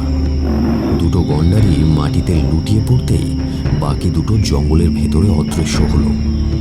সে যাত্রায় আমার লক্ষ্য যদি ওদের মতো লক্ষ্যভ্রষ্ট হতো তবে আমাদের তিনজনেরই ভবলীলা সেদিন সাঙ্গ হয়ে যেত, এ কথা অনস্বীকার্য।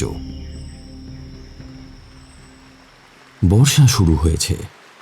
একটা ডুমুর গাছের ছায়ায় আমাদের তাঁবু খাটানো। বর্ষার শব্দ ছাড়া আর কিছুই শোনা যাচ্ছে না। এখন আর বাইরে বের হওয়া সম্ভব নয়, তাই এতদিনে আমার একটু বিশ্রাম হচ্ছে। রাত দিন ঘরে বসে বৃষ্টির শব্দ শুনছি, বই পড়ছি আর মুলুম্বের সঙ্গে দু চারটে কথা বলছি। আমি হিসেব করে দেখলাম 3 মাসে এই এলাকায় আমি মোট 137টি গন্ডার মেরেছি। তবে এখানে যত গন্ডার আছে সংখ্যায় তার 4 ভাগের 1 ভাগও নয়। এটা যখনই একটা গন্ডার মেরেছি তখনই ওরা আরও সতর্ক হয়ে উঠেছে, ফলে ওদের আমি মারতে পারিনি। তবে আজকাল এই অঞ্চলের আদিবাসীরা আমার উপরে আস্থা রেখেছে বড় বেশি করে, তাই যখনই তারা কোনো বিপদে পড়ে তখনই ছুটে আসে, আর আমাকে ভাবে এদের ত্রাণকর্তা। তাই গন্ডারের সন্ধান পেলেই আমাকে খবর দেয় ওরা। বেশ কিছুদিন গন্ডারের কোনো উপদ্রব আর কানে এলো না, কেউ কোনো অভিযোগ নিয়েও এলো না। আমি তখন চারিদিকে খবর পাঠালাম, যদি তারা কোনো খবর পাঠায়। যখন কোনো খবর পেলাম না তখন ভাবলাম এখানে গন্ডার বোধহয় নিশ্চিহ্ন হয়ে গেছে, এবার ম্যাচাকোসে ফিরে যেতে হবে। যেদিন আমরা ঠিক করলাম যে ওখান থেকে বেরিয়ে যাব, তার ঠিক আগের দিন 2 জন গ্রামবাসী ছুটতে ছুটতে এসে জানালো যে কয়েক মাইল দূরে তারা 3টে গন্ডারের সন্ধান পেয়েছে। শুধু তাই নয়, সেই গন্ডারের গতিবিধি লক্ষ্য করার জন্য তারা একটা লোককে গাছে চড়িয়ে রেখে এসেছে। আমি বিন্দুমাত্র সময় নষ্ট না করে বেরিয়ে পড়লাম। আমরা ওই গাছের ওপরের লোকটার কাছে গিয়ে জানতে পারলাম যে গন্ডারগুলো জঙ্গলের ভেতরে ঢুকেছে, আর কোন পথ দিয়ে গেছে তার চিহ্ন রেখে এসেছে সে। ওই চিহ্ন ধরে এগোলে আমরা সঠিক পথে এগোতে পারব। অতঃপর আমরা ওই পদচিহ্নকে অনুসরণ করে এগোতে লাগলাম। আবার সেই কাঁটা ঝোপ আর দুর্ভেদ্য পথ। আমার পোশাকে কাঁটা ফুটে যাচ্ছিল। শরীরের কাঁটাগুলো খুলে নেওয়ার জন্য একজন লোককে সঙ্গে নিয়েছিলাম, কিন্তু মাঝে মাঝেই কাঁটার ঘষায় আমার কানে জ্বালা করছিল। হাঁটতে হাঁটতে আমরা একটা সুড়ঙ্গ পথের কাছে এসে পৌঁছলাম। মাথা নিচু করে আমরা সেই পথ ধরে এগোলাম। সেই পথে না গিয়ে আমাদের আর কোনো উপায়ও ছিল না, কারণ গন্ডারের পায়ের ছাপ সেই পথে খুব স্পষ্ট। এইভাবে অনেকটা এগিয়ে গিয়েও কোনো গন্ডারের দেখা পেলাম না, কিন্তু আমার সঙ্গী যুবকটি বেশ কিছুটা দূরে একটা গন্ডারকে দেখতে পেল এবং আমার দৃষ্টি সেদিকে নিবদ্ধ করার চেষ্টা করল। আমি কিন্তু তখনও কোনো গন্ডার দেখতে পাচ্ছিলাম না। সুড়ঙ্গ পথটা পেরিয়ে এসে দাঁড়ালাম একটা ফাঁকা জায়গায়। এবার আমার কাছ থেকে গজ 10 দূরে 2টো গন্ডার দেখতে পেলাম। তাদের মধ্যে একটা যে পুরুষ আর অন্যটা মাদি তা বুঝতে অসুবিধে হলো না। গন্ডার দেখে দেখে আমি এখন অনেক দূর থেকে ওদের চলাফেরা দেখলেই বলে দিতে পারি যে ওদের মধ্যে কোনটা পুরুষ আর কোনটা স্ত্রী। স্ত্রী গন্ডারটা আমার লক্ষ্যের খুব সামনে থাকাতে আমি তাকেই আগে গুলি করলাম। সে গুলি খেয়ে 1 পাক ঘুরে নিল, আর সেই অবসরে আমি বন্দুকের 2য় টোটাটা ঢোকালাম। সে এবার আমায় দেখতে পেয়ে আমার দিকে তেড়ে এলো। সঙ্গে সঙ্গে আমি ট্রিগার টিপলাম। গুলি গিয়ে বিদ্ধ হলো তার পাঁজরের মাঝে, ঠিক বুকে, কিন্তু তবুও সে তেড়ে এলো। আমি এবার বেশ কিছুটা পিছিয়ে গেলাম। এবার তাকে গার্ড করে এগিয়ে এলো পুরুষ গন্ডারটা। আমি তাকেও গুলি করলাম। গুলি গিয়ে লাগলো তার কানে। সে মাটিতে পড়ে গেল। ভাবলাম বুঝি বিপদ থেকে এ যাত্রা রক্ষা পেয়েছি, কিন্তু ঠিক সেই মুহূর্তে আমার ডান পাশের ঝোপ থেকে বেরিয়ে এলো আর একটা গন্ডার। সামনেই পেল আমার এক আদিবাসী সঙ্গীকে, আর সঙ্গে সঙ্গে তাকে তার খড়গে বিঁধিয়ে সে এগিয়ে চলল। আমি আর বিরক্তি না করে গুলি করলাম। আমার গুলিটা ওর কাঁধে লাগলো। সে ঘুরে পড়ে গেল। আমার আদিবাসী সঙ্গীটি তার কাঁধ থেকে অনেকটা দূরে ছিটকে গিয়ে পড়ল। সে আর উঠছে না দেখে আমি ভেবেছিলাম বোধহয় মারা গেছে, কিন্তু ছেলেটা বেঁচে আছে না মারা গেছে দেখার সময়টুকু পর্যন্ত পেলাম না, কারণ তখন আমি একটা গন্ডারের আস্তানার মাঝখানে দাঁড়িয়ে আছি। জানি না আবার কোথা থেকে কোন গন্ডার এসে আমাকে আক্রমণ করবে। এমন সময় দেখি ছেলেটা ঈষৎ নড়ে উঠল। এবার আমি চারিদিকে চাইলাম, কোথাও কিছু দেখতে না পেয়ে এক ছুটে গিয়ে হাজির হলাম ছেলেটার কাছে। প্রথমে ওকে নড়তে না দেখে ভেবেছিলাম আমার ছোঁড়া গুলি বোধহয় গন্ডারের দেহভেদ করে ওকেও বিদ্ধ করেছে। এখন ভাবলাম নিশ্চয়ই ওর হাড়গোড় ভেঙেছে, কিন্তু আমি কাছে আসতেই ছেলেটা উঠে দাঁড়াতে আমার ভুল ভাঙল। আর সেদিন আমি সবচেয়ে বেশি আনন্দিত হয়েছিলাম। এবার আমার বাড়ি ফেরার পালা। এ পর্যন্ত এখানে আমি মোট 163টা গন্ডার মেরেছি। আমি হিসেব রাখার জন্য প্রতিটা গন্ডারের চামড়া আর খড়গ কেটে রেখেছিলাম। পরে সেগুলো নাইরোবির শিকার দপ্তরে জমাও দিয়েছিলাম। এখন আমি নিশ্চিত, আমার ধারণা আমি এ অঞ্চলের মানুষের মন থেকে গন্ডারের ভীতি দূর করতে সমর্থ হয়েছি। তাই পরম নিশ্চিন্তে আমি এবার ম্যাচাকোসের দিকে রওনা দিলাম। এর পরেও আমরা আরও কয়েকটা জায়গায় গন্ডার শিকারে গিয়েছি এবং অত্যন্ত সাফল্যের সঙ্গে বিপদের হাত থেকে নিজেকে এবং জনগণকে রক্ষা করেছি।